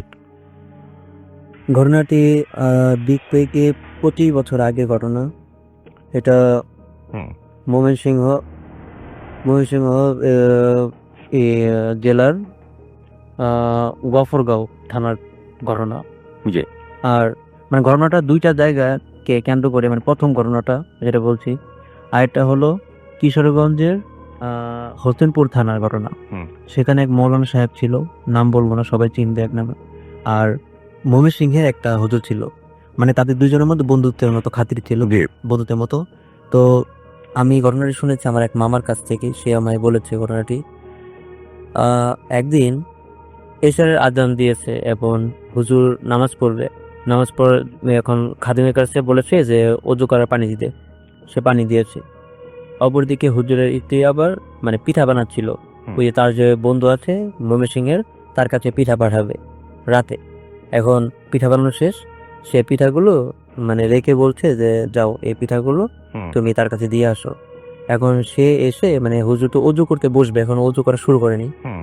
বলছে যে হুজুর মানে সে তো পিঠা পাঠাতে বললো, এখন রাত তো অনেক হয়ে গেছে, কারণ গ্রাম অঞ্চল আরো 20 থেকে 25 বছর আগে ঘটনা এটা, হুম। তখন তো গ্রাম অঞ্চল আরো শুনশান ছিল। তো হুজুর বলছে হ্যাঁ এটা আসলে ঠিক, রাত হয়ে গেছে, তা আচ্ছা ঠিক আছে, তুমি তাহলে এক কাজ করো। সেই কথা বলে তার বা হাত দিয়ে ওই খাদেমের ঘাড়ে ধরলো, মানে আলতো করে ধরলো, ধরে মানে দেখাতে যে ওই যে দেখো একটা লাইট দেখতে পাচ্ছ, বলো হ্যাঁ। পরে বলছো তুমি ওই লাইট বরাবর যাবে, অন্য দিয়ে তাকাবে না, ডানেও তাকাবে না বাঁয়ে তাকাবে না, হুম। লাইট বরাবর যাবে। বললো আচ্ছা ঠিক আছে। এখন হুজুর বলেছে শুনতে বাধ্য, তানন্দে ব্যাধিক হবে। সে কি করলো, লাইট বরাবর ওই লাইটের দিকে তাকিয়ে যাচ্ছে, যাচ্ছে হঠাৎ মানে সে জানে না কতক্ষণ হয়েছে, গিয়ে দেখে ওই যে ময়মনসিংহে গফরগয়ে যেখানে আরেক হুজুর কাছে পাঠানোর কথা ছিল, হুম। সেই হুজুর অজু করা শুরু করেছে, মানে হাতে কবজি পর্যন্ত দিয়েছে। মানে চমকে গেল, হুম। এসে চমকে গেল, মানে কিছু বলছে না, কারণ যদি আবার প্রশ্ন করে হুজুর রেগে যায়। পরে বলল যে হুজুর আপনার জন্য পিঠা পাঠিয়েছে। পরে হুম। বলল আচ্ছা ঠিক আছে এখানে রাখো। পরে বললো আজকে কি আমি এখানে থেকে যাব নাকি চলে যাব? পরে বলল না থাকার দরকার নেই, তুমি চলে যাও।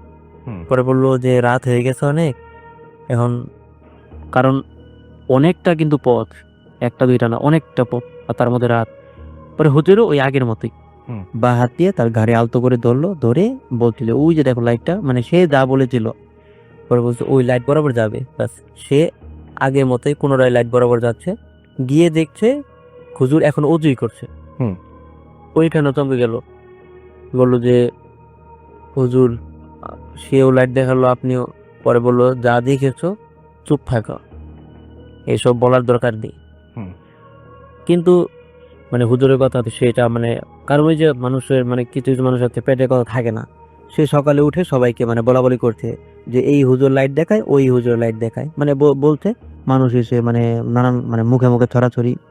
তো একদিন মানে এক মায়ের এক ছেলে বিয়ে করিয়েছে মানে নদীর ওই পার।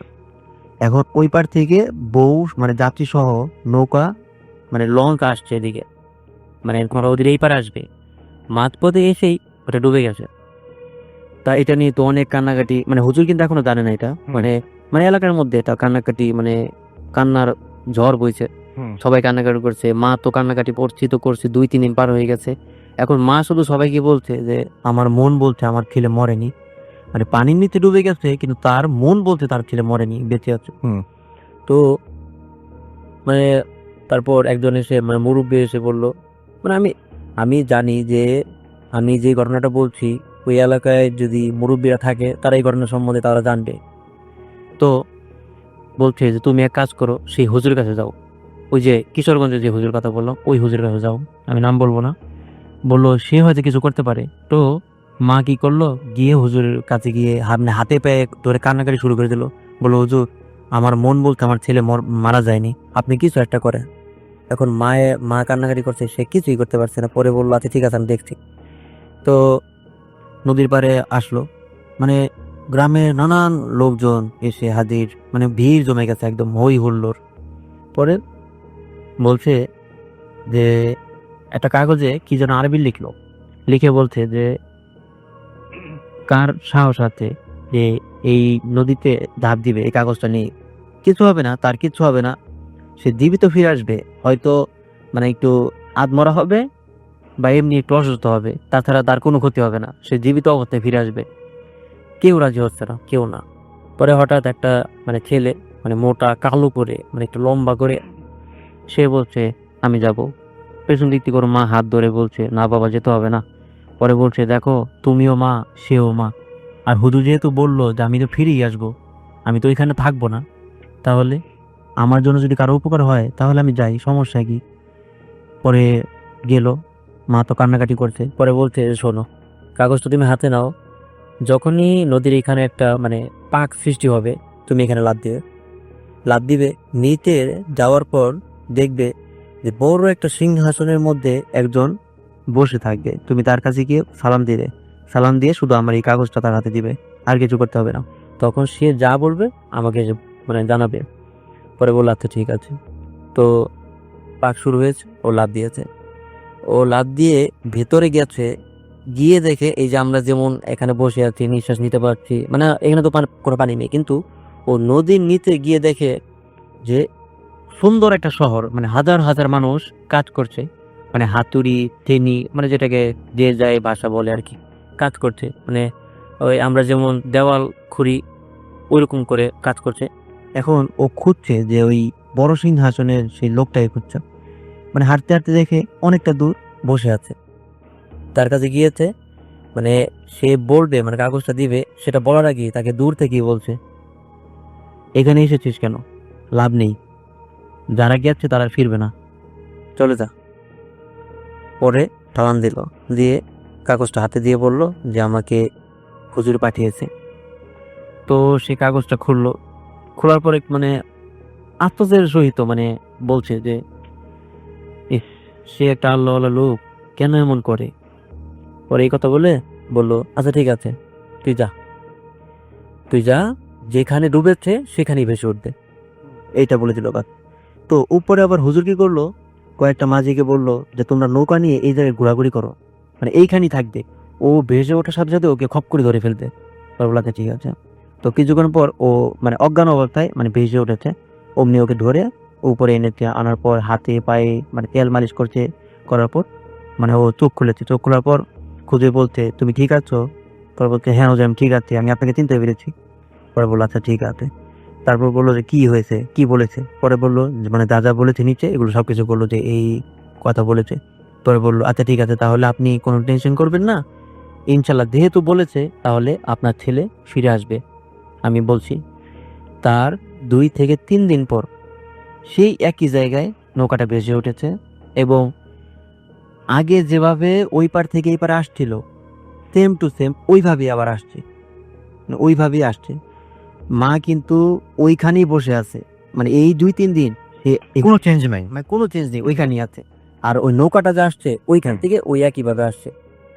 তারপর সবাই খুশি। এই ছিল মানে এইটা, এই হুজুরের আরো আছে, যদি আপনি বলেন তাহলে আমি বলবো। ওকে, থ্যাংক ইউ সো মাচ। আপনার ঘটনার জন্য আপনাকে অনেক ধন্যবাদ এবং আশা করছি আপনাদেরও ঘটনাটি ভালো লেগেছে।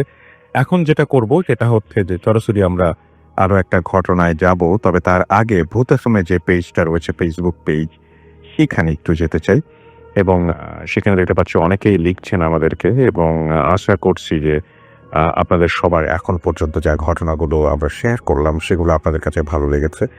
এবং আমি দেখতে পাচ্ছি যে এইখানে যে ঘটনাগুলো আমাদের সাথে এখানে আছে, তার মধ্যে আমি দেখতে পাচ্ছি রাতুল আহমেদ আমার সাথে আছেন এবং তিনি বলছেন যে রাসেল ভাই ভালোবাসা অবিরাম, 6 বছর ধরে সাথে আছি।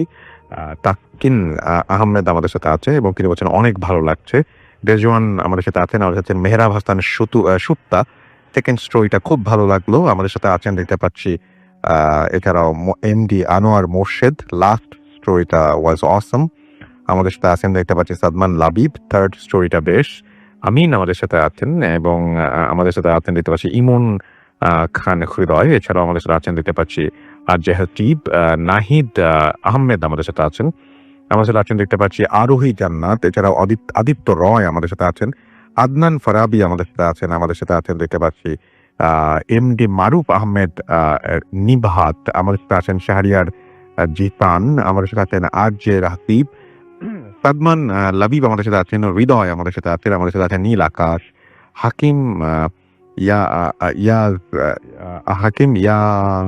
হিয়া মুন্না আমাদের সাথে আছেন, ফকিরাপুর থেকে দ্বিতীয় কাহিনী নিয়ে গবেষণা করা উচিত, আর যে হাকিব আমার সাথে সেকেন্ড কাহিনীটা কথা বলেছেন, তৌফিক আহমেদ আমার সাথে বলেছেন, আমাদের সাথে আছেন দেখতে পাচ্ছি এমডি ফারুক খান, মোহাম্মদ শাকিল আমাদের সাথে আছেন নাটোর থেকে, আমাদের সাথে আছেন শরীফ হাসান, এছাড়াও নীল আকাশ আমাদের সাথে আছেন এফ কে শাকিল, এন এইচ এফ মাহির আমাদের সাথে আছেন দেখতে পাচ্ছি আমাদের সাথে জেরিন মনিকা, এছাড়া আমাদের সাথে আছেন দেখতে পাচ্ছি মোহাম্মদ শাকিল, এমডি রাশেদ এফ কে আমাদের সাথে আছেন, মাহবুবুর রহমান আমাদের সাথে আছেন দেখতে পাচ্ছি, এছাড়াও মোহাম্মদ বিপুল হোসাইন জামিল, এছাড়াও খালিদ হাসান নীরব আমাদের সাথে আছেন, এবং আমাদের সাথে আছেন দেখতে পাচ্ছি রাব্বানি রেশাদ, এছাড়াও মোহাম্মদ শাকিল আমাদের সাথে আছেন, এমটি বেলায়েত হোসাইন শিশির আমাদের সাথে আছেন মোহাম্মদ হাবিবুল্লাহ, নাজমুল আহমেদ আমাদের সাথে আছেন, আরো অনেকেই আমাদের সাথে আছেন। আশা করছি যে অনেকেই বলছেন, রাফেল আহমেদ যেমন বলছেন আমি একটা গল্প পাঠাতে চাই। আমি যেটা বলবো সেটা হচ্ছে, আপনি যদি ঘটনা পাঠাতে চান তাহলে আমাদের ইমেল অ্যাড্রেসটা একটু মনে রাখতে হবে। আমাদের ইমেল অ্যাড্রেস হচ্ছে bhutfm@radiofurti.fm, which is BAKWTFM@radiofurti.fm। আপনার নাম, ঠিকানা এবং ফোন নাম্বার সহ আপনার জীবনে ঘটে যাওয়া বা আপনার জানা সেরা ঘটনা লিখে পাঠিয়ে দিন আমাদের কাছে। ঘটনার শুরুতে অবশ্যই উল্লেখ করুন ঘটনাটি আপনি স্টুডিওতে এসে শেয়ার করতে চান নাকি আপনি চান আপনার ঘটনা আমরা পড়ে শোনাই। আমরা এখন যেটা করতে পারি সেটা হচ্ছে একটা ছোট্ট বিরতি নিতে পারি এবং বিরতির পরে আবারও ফিরে আসতে পারি। এবং আপনাদেরকে আরো একবার বলি, আপনারা যারা ইমেইল করতে চান, আমাদের ইমেল অ্যাড্রেস হচ্ছে bhutfm@radiofurti.fm, which is bhutfm@radiofurti.fm। আপনার নাম, ঠিকানা এবং ফোন নাম্বার সহ আপনার জীবনে ঘটে যাওয়া বা আপনার জানা সেরা ঘটনা লিখে পাঠিয়ে দিন আমাদের কাছে। ঘটনার শুরুতে অবশ্যই উল্লেখ করুন যে ঘটনাটি আপনি স্টুডিওতে এসে শেয়ার করতে চান নাকি আপনি চান আপনার ঘটনা আমরা পড়ে শোনাই। যারা দেশের বাইরে গেছেন তারা সরাসরি অডিও ক্লিপ পাঠাতে পারেন বা লিখেও পাঠাতে পারেন ঘটনাটি আপ ইউ। এবং আমাদের যারা ফেসবুক পেজ বা ইমেলে আমাদের সাথে কানেক্টেড থাকতে চান তারা চলে যান www.facebook.com/radio.furti and www.facebook.com/bhutfm.rafael, এই দুটো অ্যাড্রেসে। এবং আশা করছি যে এই দুটো অ্যাড্রেসে আপনি আমাদের যে পোস্টগুলো আছে সেই পোস্টগুলো দেখবেন এবং সেটা নিয়ে আপনারা কমেন্ট করবেন এবং জানাবেন যে কেমন লাগছে আপনার কাছে। এবং আমরা আশা করব যে আপনাদের ভালোই লাগছে। আমাদের যে টুইটার আছে রাফেল_ভূতএফএম, সেখানে যে আপনি খোঁজ নিতে পারেন এবং আপনি লিখতে পারেন আপনার যেটা ভালো লাগছে, খারাপ লাগছে সবকিছু আপনি আমাদেরকে লিখে জানাতে পারেন। একটা ছোট্ট বিরতি নিচ্ছি, বিরতি মানে কিন্তু কথা আমার বিরতি, আপনাদের না, কারণ আপনাদের জন্য রেখে যাচ্ছি একটা চমৎকার ঘটনা, এটা অডিও ক্লিপ এবং আশা করছি এই অডিও ক্লিপটা আপনাদের অনেক ভালো লাগবে। Stay tuned to radiofurti.fm and do Furti। তবে তার আগে ভাই আপনার কাছে আমি আরেকটা জিনিস জানতে চাই, আমি ভুলে যাবো। সেটা হচ্ছে আপনাকে যদি আমি একটু জিজ্ঞেস করি যে আপনি এই যে যার কথা বললেন তার সাথে আপনার কোনো ছবি আছে? না। কোনো ছবি নেই? কখনো তোলার চেষ্টা করেছেন? না। যদি কখনো তুলতে পারেন তারা অবশ্যই আমাদেরকে পাঠাবেন, আমরা সবাইকে দেখাতে চাই। Okay, thank you so much. আমরা চলে যাচ্ছি আমাদের ঘটনায়। Stay tuned to radiofurti.fm and do Furti।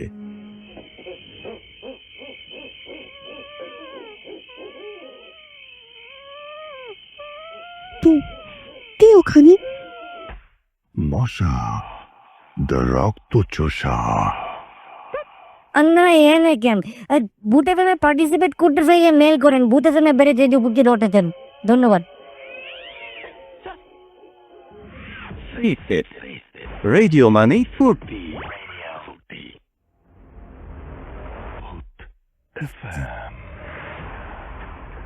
The night comes alive.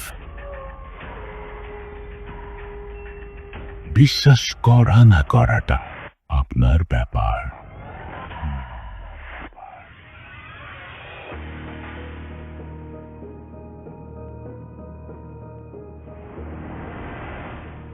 আসসালামু আলাইকুম রাসেল ভাই, আশা করি আপনি অনেক ভালো আছেন। আমি জানি আপনি ভালো থাকার দলে, এই জন্য জিজ্ঞেস করলাম না আপনি কেমন আছেন। যাই হোক, আমার নাম হচ্ছে খোকন। আমি এখন বর্তমানে কাতারে আছি, কাতারের দোহাতে। আমার দেশের বাসা হচ্ছে পাবনাতে। তো বেশি কথা না বাড়িয়ে আমরা মূল ঘটনাতে চলে যাই। ঘটনাটা হচ্ছে 2015 সালের জ্যৈষ্ঠ মাস, আমের সময়। আমি এখান থেকে ভ্যাকেশনে আমি বাংলাদেশে গিয়েছিলাম। তো যে ঘটনা সেটা আসলে আমার বলে রাখা ভালো, আমার এক আপু আর ভাইয়া থাকে হচ্ছে চাঁপাই নবাবগঞ্জের রহনপুর পৌরসভাতে। তো আমার ভাইয়া হচ্ছে রহনপুর পৌরসভার একজন পরিচিত ফিগার। তো ওনারা আমাদেরকে ইনভাইট করে, আর যেহেতু চাঁপাই নবাবগঞ্জ আমের জেলা, তো আমাদেরকে আম খাওয়ার জন্য আর কি ইনভাইট করে ফ্যামিলি সহ। তো আমি, আমার ওয়াইফ, আমার বাচ্চা সহ আমরা মানে ট্রেন যোগে এই সর্দি থেকে তারপরে রহনপুরে যাই আর কি। তো রহনপুরেই আসলে আমি বুঝতে পারিনি যে আসলে আমাদের এই বেড়ানোটা এতটা ভয়ঙ্কর একটা এক্সপিরিয়েন্স হবে বেড়ানোর মধ্য দিয়ে। সত্যি কথা কখনোই কল্পনা করিনি। এর আগেও আমি রহনপুরে গিয়েছিলাম, বাট ওই ভালো লাগা থেকে আবার যাওয়া, কিন্তু এইবারের যে বেড়ানোটা এটা যে এতটা ভয়ঙ্কর একটা এক্সপিরিয়েন্স আমি কখনো কল্পনা করতে পারি। তো যাই হোক, আমরা ঘটনাতে চলে যাই। তো আমি বলে রাখি, আমার ভাইয়া যে ফ্ল্যাটে থাকতো, যে বাসাটায় থাকতো, বাসাটা হচ্ছে 5 তলা একটা বাসা। তার 4th ফ্লোরে থাকতো ভাইয়া। তো ভাইয়াদের কর্নারে হচ্ছে একটি গেস্ট রুম, যেখানে হচ্ছে যারা গেস্ট যেত তাদেরকে থাকার ব্যবস্থা করা হতো। যাই হোক, প্রথম দিনে রহনপুরটা পুরো আবার ঘুরলাম আমার ছোট একটি ভাইকে নিয়ে। তো যখন আমরা সন্ধ্যার সময় চলে আসবো রহনপুরের ওই এলাকা থেকে, মানে যখন আমরা রুমের দিকে আসবো, তো তখন আমি খেয়াল করলাম যে রহনপুরের যে মেন ব্রিজটা, যেটা সুইচ গেট বলা হয়, ওখান থেকে আপনি তাকালে কয়েকটি বড় বড় পুরনো গাছ সহ একটি কবরস্থান দেখতে পারবেন। জায়গাটা আপনি দেখলেই আপনার গা চমকে ওঠার মতো একটা জায়গা। একেবারে নদীর কোল ঘেঁষে, নদীর একদম পাড়ের মধ্যে হচ্ছে কবরস্থানটা, আপনি খুব স্পষ্টই খেয়াল করতে পারবেন। তো ছোট ভাই বললো যে হ্যাঁ, এটা কবরস্থান, তো এটা অনেক পুরাতন একটা কবরস্থান। তো আমি যখন রুমে আসলাম, আমার কেন জানি কবরস্থানের ওই যে সিনারিওটা আমার মনের ভিতরে মনের ভিতরে উকি দিচ্ছিল, বারবার উকি দিচ্ছিল। তো যাই হোক, রাতের খাওয়া দাওয়া শেষ করে আমরা যখন প্রায় রাত 12টা বেজে গেছে, 4th তলার একটি কর্নারের রুমে আমাদেরকে থাকতে দেওয়া হয়েছিল, যেটা বলছিলাম যে গেস্ট রুম। তো গেস্ট রুমে থাকতে দেওয়ার অবস্থায় সবাই ঘুমিয়ে গেছে। অন্যান্য রুমের সবাই, আপুরা ভাইয়ারা সবাই ঘুমন্ত অবস্থায়। তা আমরা গিয়ে আমাদের শোয়ার প্রস্তুতি নিচ্ছিলাম। বলে রাখি, রুমটা এরকম যে মানে দুপাশে হচ্ছে জানালাটা হচ্ছে থাই গ্লাস দিয়ে আটকানো, প্লাস পর্দা দেওয়া দুই পাশে যে জানালাটা, কিন্তু তখন পর্দাটা দেওয়া ছিল না। তো যখন ঘরে ঢুকলাম, ঘরে ঢোকার পরেই কেমন জানি শরীরটা একটু ভারী ভারী মনে হচ্ছিল, কেমন জানি গ্যাস সমসময় একটা পরিবেশ। আমি ওয়াইফকে বললাম যে আমার জানি কেমন একটু অস্বস্তি লাগছে, কেন এমন লাগছে আমি জানি না, তুমি একটু প্লিজ দয়া করে মাথার কাছে যে জানালাটা আছে সেই জানালাটার পর্দাটা তুমি একটু দিয়ে দাও। তো উনি যথারীতি পর্দাটা দিয়ে দিল। পর্দাটা দিয়ে দেওয়ার পরে এখন বাকি রয়েছে শুধু আমাদের ডান পাশটা, যেটা আমি বিছানার একদম ডান পাশে, মাঝখানে আমার বাচ্চা, বাম পাশে আমার ওয়াইফ। তো ডান পাশের জানালাটা খোলাই ছিল আর কি। তো খোলা থাকার পরে এখন আমার ওয়াইফ বলছে যে আমারও কেমন জানি গাটা একটু ছমছম করছে, তুমি জানালাটা একটু প্লিজ দিয়ে দাও। আপনি বিশ্বাস করবেন না যে আমি যখন জানালা দিতে উঠবো, আমি উঠে বসে আমার চোখটা ঠিক 12টার সময় রাত, চোখটা ঠিক জানালার সহ একদম দূরে এক জায়গায় চলে গেল। এখন আমি দূরে ভালোই তো খেয়াল করে দেখি যে সেই জায়গাটা অন্য কোনো জায়গা না, সেই জায়গাটা হচ্ছে আমার বিকেলবেলা দেখা সেই কবরস্থান। একদম স্পষ্ট বড় বড় দুটো আম গাছের ওই ফার্স্টটায় কবরস্থান, কবরের যে বাঁশের যে এইগুলো সবগুলো স্পষ্ট দেখাই যাচ্ছে কবরস্থানটা। আমি একটু ভয় পেয়ে গেলাম রাসেল ভাই, আমি যথেষ্ট ভয় পেয়ে গেলাম ওই দৃশ্যটা দেখে। তো আমি তাড়াতাড়ি করে আমি পর্দাটা লাগিয়ে দিই, জানালার লকটা আটকে দিয়ে থাই গ্লাসে পর্দাটা লাগিয়ে দিই। তো যাই হোক, আমি এখন যেটা বলতে সেটা আস্তে করে আমি ঘুমানোর চেষ্টা করছি, ঘুম আসছে না, শুধু ভাসছে চোখে কবরস্থানটা। তো এক সময় রাত যখন 2টো কি 2:30 হবে, আমার এরকম ফিল হলো কিন্তু দমে একটা বাতাস এসে আমাদের গায়ে লাগলো। বলে রাখা ভালো সব কিছু আটকানো, তারপরে মনে হলো যে দমে একটা বাতাস এসে আমার গায়ে লাগলো। আমি হঠাৎ করে চোখ খুললাম, চোখ খুলে দেখলাম আমি অনুভব করছি রাতেল ভাই, রাত তখন 2:30। আমি তখন 4th তলায়, আমার অনুভব করছি যে আমার জানালার পাশে কিছু একটা অস্তিত্ব আমি ফিল করছি, যে কিছু একটা ট্রাই করছে জানালাটা খোলার। আমি কোনো কথা বলতে পারছি না, শুধু অনুভব করছি কিছু একটা জানালা খোলার ট্রাই করছে। এটা এক সময় আমার পায়ের কাছের যে জানালার যে অংশটা সেটা এক সময় খুলে ফেললো। আমি ভয়ে স্তব্ধ হয়ে গেছি। খোলার পরে আমি দেখি যে আস্তে করে আমার পায়ের কাছের যে জানালার যে পর্দাটা, ওই পর্দাটা হঠাৎ করে সরে গেল। আমি এত পরিমাণে ভয় পেয়েছি রাতেল ভাই, আমি নড়তে পারছি না। এখন দেখি আমার গা ছমছম করছে। এখন দেখি কালো একটি হাত, রাকেল ভাই, একদম কালো কুচকুচে, মনে হচ্ছে সদ্য পোড়ানো একটি হাত, মেয়ে মানুষের হাত। এই জন্যে বলছি কারণ হাতে একটি গোল্ডেন কালারের বালা ছিল, লাল আর গোল্ডেন কালার মেঘতে একটি বালা, কিন্তু হাতটা ছিল পোড়ানো। রগগুলো মনে হচ্ছে পোড়ালে যেরকম সদ্য চিতা থেকে তুলে আনা যে লাশের যে হাতগুলো হয়, পুরানো একদম কালো কুচকুচে হাত। 3টা আঙুল দিয়ে আমার পায়ের টাকনোর উপরের ওখানে হাত দিয়ে শক্ত করে ধরে আমাকে টান দিচ্ছে। আমি কোনো কিছু চিন্তা না করে, যখন টান দিল আমি কোনো কিছু চিন্তা না করে বসে পড়লাম। বসে পড়ে আমি যখন জানলা দিয়ে তাকিয়ে দেখি, জানলাটা তখন অর্ধেকের বেশি পর্দাটুকু টান দিয়ে আমি ভালো করে খেয়াল করে দেখি জানালার অপর পাশে, আমি 4th ফ্লোরে, এতটা উপরে, অপর পাশে একটি কালো অবয়ব দেখা যাচ্ছে। মনে হচ্ছে শাড়ি টাইপের কিছু একটা পরা কালো অবয়ব, শুধু চোখ দুটো বোঝা যাচ্ছে এবং কি ভয়ঙ্কর ভাবে হাসছে। আমি একটা চিৎকার দিলাম, চিৎকার দেওয়ার পরে হাতটা আমার পাটা ছেড়ে দিল এবং তখন মনে হচ্ছে একটা না অবয়ব 2টা, এবং তারা কথা বলছে এত উপরে যে বেঁচে গেলি আজকে, বেঁচে গেলি আজকে বলে একটা শব্দ মনে হচ্ছে আমাদের পার্টে, জানালার পার্টে ওই পাশ হয়ে আস্তে আস্তে শব্দটা মিলিয়ে গেল আর বলে যাচ্ছে যে বেঁচে গেলি আজকে, বেঁচে গেলি আজকে। আমি কোনো কিছু না করে একটা চিৎকার দিয়ে বিছানা থেকে ফ্লোরে পড়ে গেলাম। আমার আপুরা, ভাই আর সবাই ছুটে আসলো। আসার পরে আমার ওয়াইফ তো ইতিমধ্যেই চিৎকার চেঁচামেচি শুরু করে দিল, সেও বেশ ভয় পেয়েছে আমার চিৎকার চেঁচামেচি দেখে। বাচ্চাও কান্নাকাটি করছে। যাই হোক, ভাইয়ারা উঠে এসে আমাকে পানি পড়া, তারপরে দোয়া তোর যা আছে সবাই পড়ে আমাকে ফু দিতে লাগলো। ইতিমধ্যে ভাইয়া এলাকার একটা বড় হুজুরকে ওই রাতেই ফোন দিল। তো হুজুর বলল যে আমি এখন আসতে পারবো না, আমি নামাজ পড়ে তারপরে আপনাদের এখানে আসবো, ততক্ষণে আপনারা আমার জন্য ওয়েট করেন। যথারীতি হুজুর ভোরবেলাতে চলে আসলো। ভোরবেলাতে এসে ওনাকে জিজ্ঞেস করলো যে এনারা কারা, তো বললো এনারা পাবনা থেকে বেড়াতে এসেছেন আমাদের।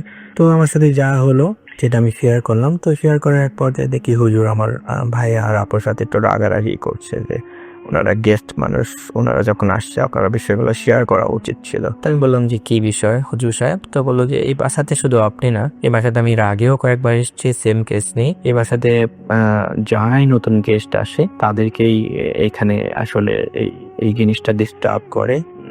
তো বিষয়টা হচ্ছে যে বাসাটা এখানে তৈরি করা হয়েছে, এই বাসাতে আপনারা আছেন, সেটা অনেক পুরনো দিনের একটা আম বাগান। কারণ আমি দেখেছি রাতেল ভাই যে 3-4টা আম বাগানের মাঝখানে আসলে বাসাটা। তো এবং এখানে একটি পুরানা মানে একদম পুরাতন একটি কালী মন্দির ছিল আর কি। তো যাই হোক, ওই কালী মন্দিরটা এক সময়ের ব্যবধান থেকে বিলীন হয়ে যায়, বাসাটা গড়ে ওঠে। বাট এখনো যারা গেস্টরা আসে, যারা পার্মানেন্ট ওখানকার বাসিন্দা, তাদেরকে কোনো কিছু বলে না, কিন্তু যারাই গেস্ট আসে তাদেরকে ভয় দেখানো হয়। তো আমি বললাম যে ঠিক আছে, আমি আর থাকবো না, কারণ ততক্ষণে আমার গায়ে জ্বর চলে এসছে, আমার প্রচন্ড জ্বর এসছে। তো ভাইয়া রিকোয়েস্ট করার পরে আমি বললাম যে আমি আর এখানে এক মুহূর্ত থাকবো না। আমি রোহানপুর থেকে মানে সকাল 7টা 7:30 ট্রেনেই সব গুছিয়ে আমি পাবনাতে চলে আসি।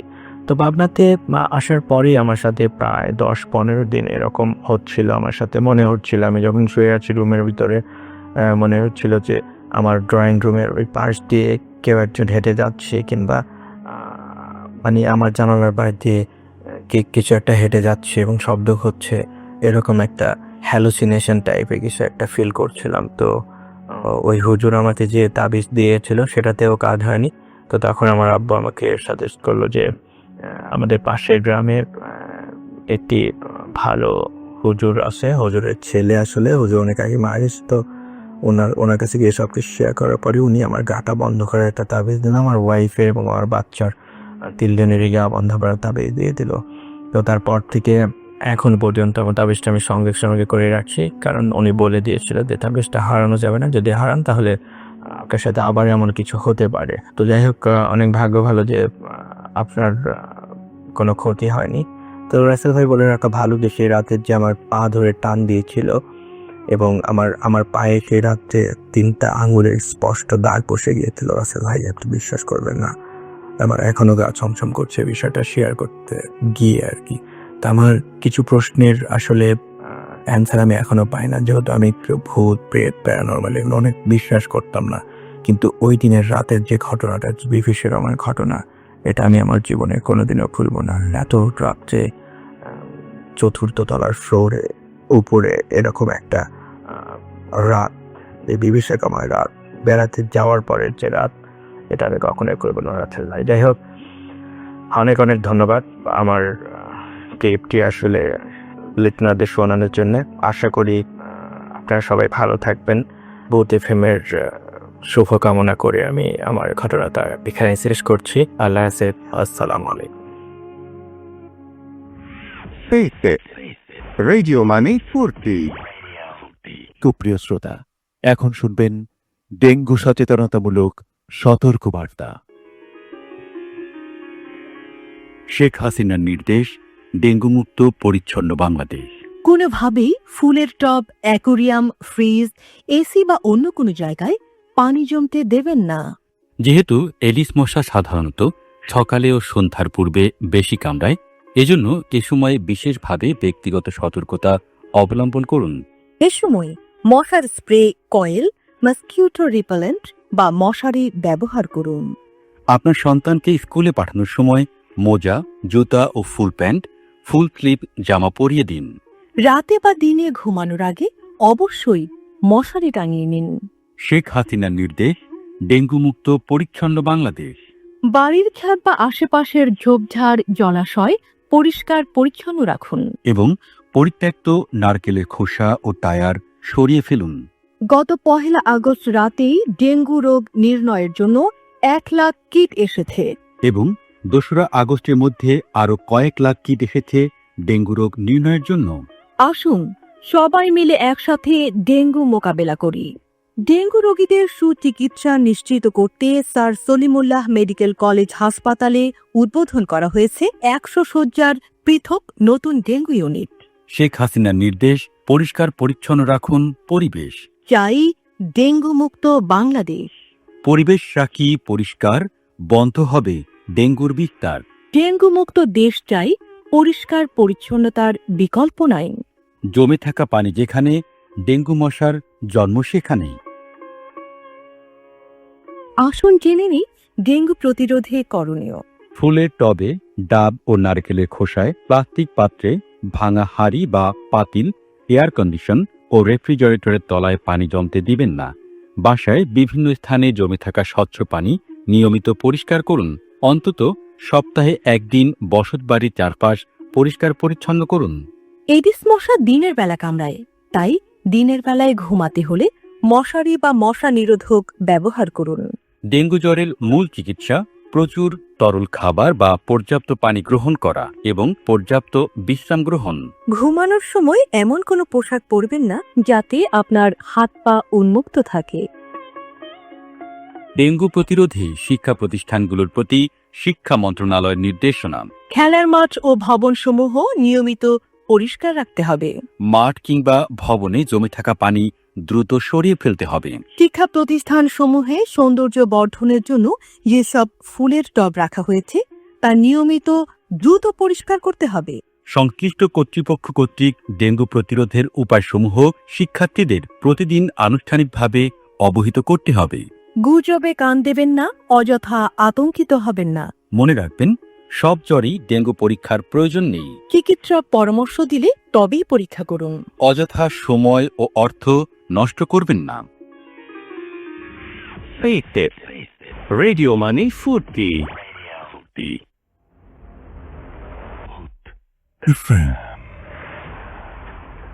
The night comes alive. বিশ্বাস করা না করাটা আপনার ব্যাপার।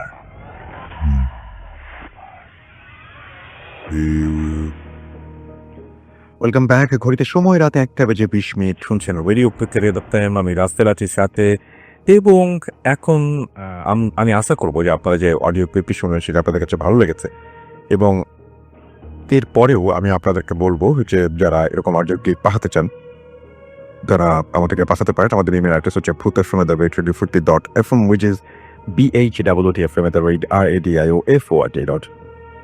আপনার নাম, ঠিকানা এবং কোন নাম্বার সহ আপনার জীবনে ঘটে যাওয়া বা আপনার জানা সেরা ঘটনা লিখে পাঠিয়ে দিন আমাদের কাছে। ঘটনার শুরুতে অবশ্যই উল্লেখ করুন যে ঘটনাটি আপনি স্টুডিওতে এসে শেয়ার করতে চান, নাকি আপনি চান আপনার ঘটনা আমরা পড়ে শোনাই। আপনাদের জন্য একটা উপহার রয়েছে যারা ভূত এফএমের লিসেনার তাদের জন্য, এবং শুরুতেই বলি যে অ্যানিভার্সারি কথাটা শুনলেই আমাদের নানা রকমের অনেক কিছু মনে পড়ে, যে একটা কিছুর সাথে হয়তো অনেক ধরনের আনন্দ, অনেক ধরনের আয়োজন, একটা উৎসব মুখর পরিবেশ বিরাজ করে, এরকমই আমাদের ধারণা হয়।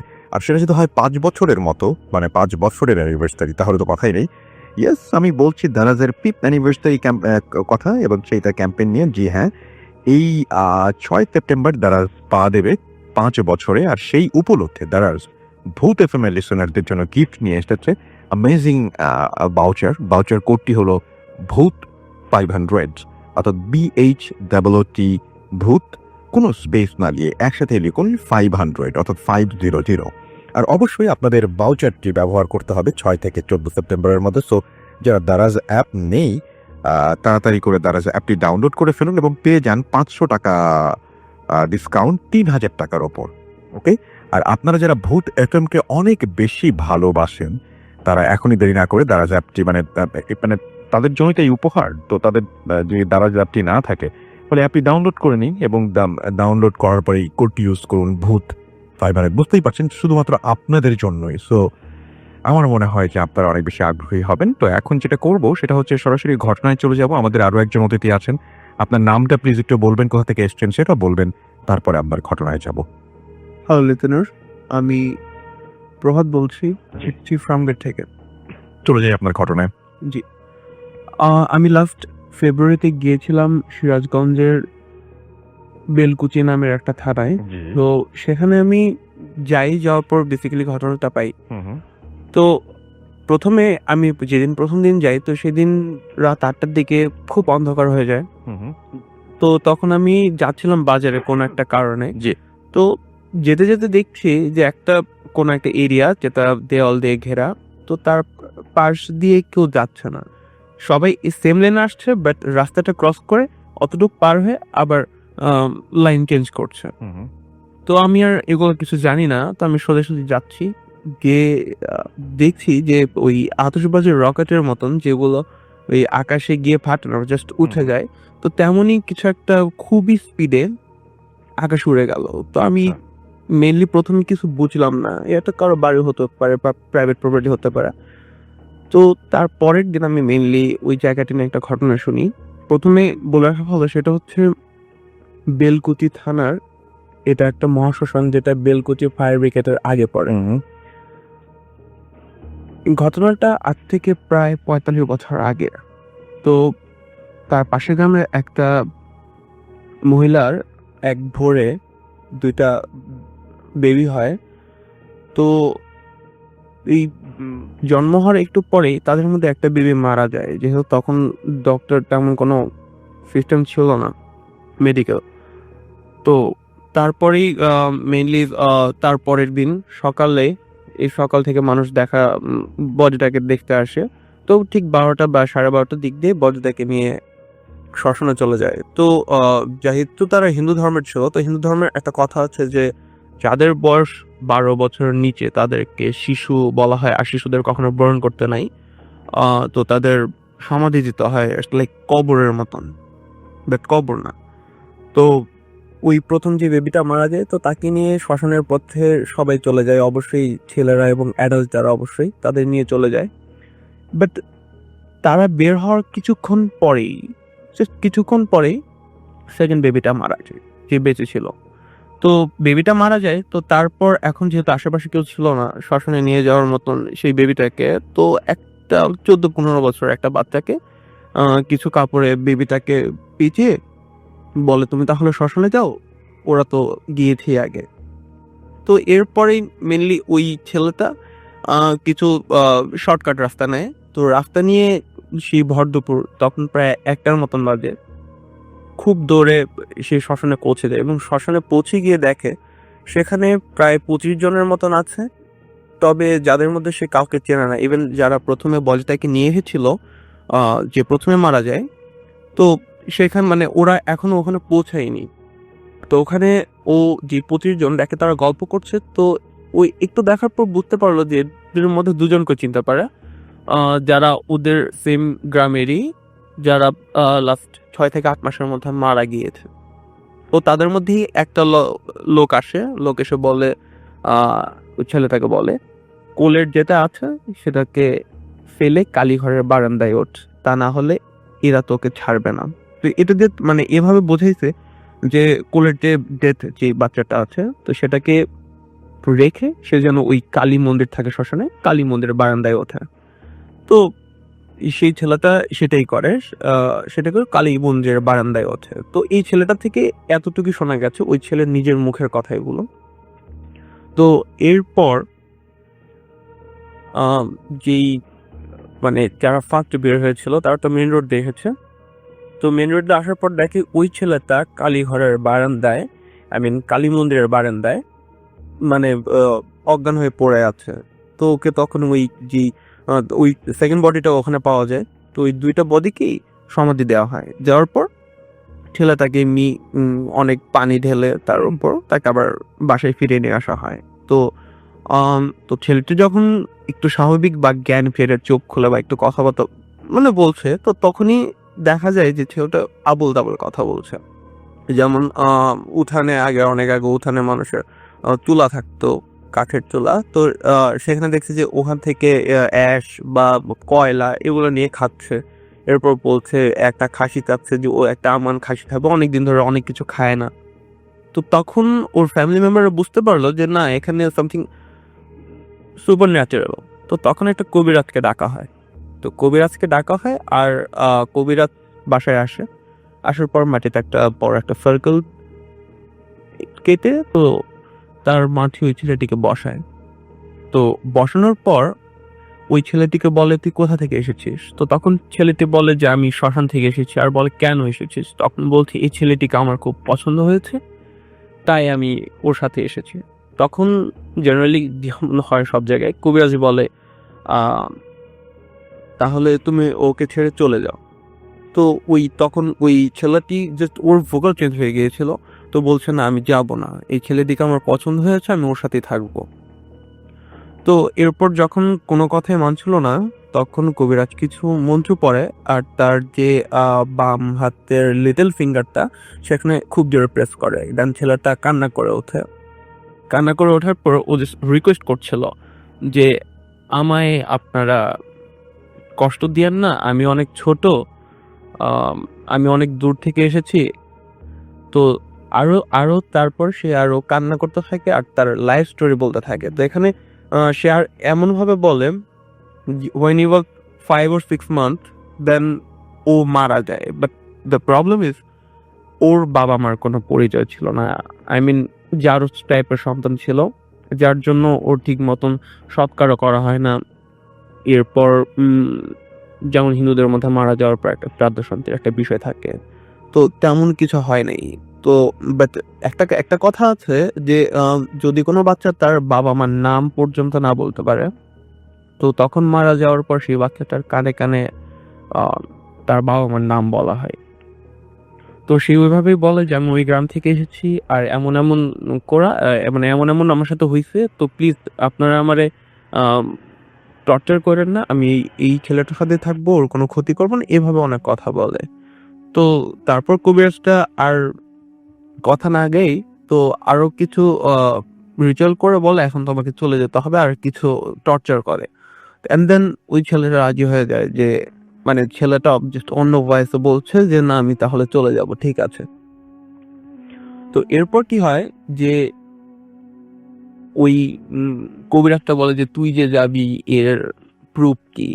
দেন বলছে মানে তারপর ওই প্রুফ হিসেবে কবিরাজ বলে যে একটা মানে তামার একটা কলসি, মেটাল একটা কলসি যার মধ্যে পানি ভর্তি থাকবে, আর যেটাকে ওর দাঁত দিয়ে তুলতে হবে, তুলে 5 থেকে 6টা স্টেপ নিতে হবে, এন্ড দেন ও চলে যেতে পারবে। তো ঠিক তেমনই করে একটা মানে পানি ভর্তি একটা মেটালের একটা কলসি, সেটা আবার দাঁত দিয়ে ধরে এটা আবার আগে নেয়, আগে নিয়ে তারপর আবার সে পড়ে যায়। তো তারপর থেকেই ছেলেটা নর্মাল হয়ে যায়। আর মোস্ট ইন্টারেস্টিং কথাটা হচ্ছে সেই ছেলেটা এখন অনেক বড় হয়ে গেছে, ম্যান, তো বিয়েও করছে, তার বাচ্চাও। ওকে, এটাই আমার স্টোরি ছিল। থ্যাংক ইউ সো মাচ আপনার ঘটনার জন্য, আপনাকে অনেক ধন্যবাদ। আমি দেখতে পাচ্ছি যে আমাদের এখানে অনেকে লিখছেন, সেগুলো আমরা একটু পড়ে আসতে চাই। আমাদের অনেকক্ষণ ধরে আমরা আমাদের টুইটার পেজটাও দেখেছি, বেলকুচি থানার স্টোরিটা শুনে একটু গা শিরশির করছে। আজ রাজ আমাদের সঙ্গে আছেন, আচ্ছা, এবং তিনি লিখেছেন এটা। আমাদের সঙ্গে আছেন MJ রোহান, এবং সেকেন্ড কাহিনীটা অকল্পনীয় ভাই আমাদের সাথে আছেন, দেখতে পাচ্ছি MJ রোহান, এবং আহনাফ তাহমিদ আমাদের সাথে আছেন। আমাদের সাথে আছেন বিকাশ চন্দ্র পল, অনেক দিন পর মনের মতো একটা ঘটনা শুনলাম। সাইফুল ইসলাম আমাদের সঙ্গে আছেন, বগুড়া সদর থেকে তিনি লিখছেন।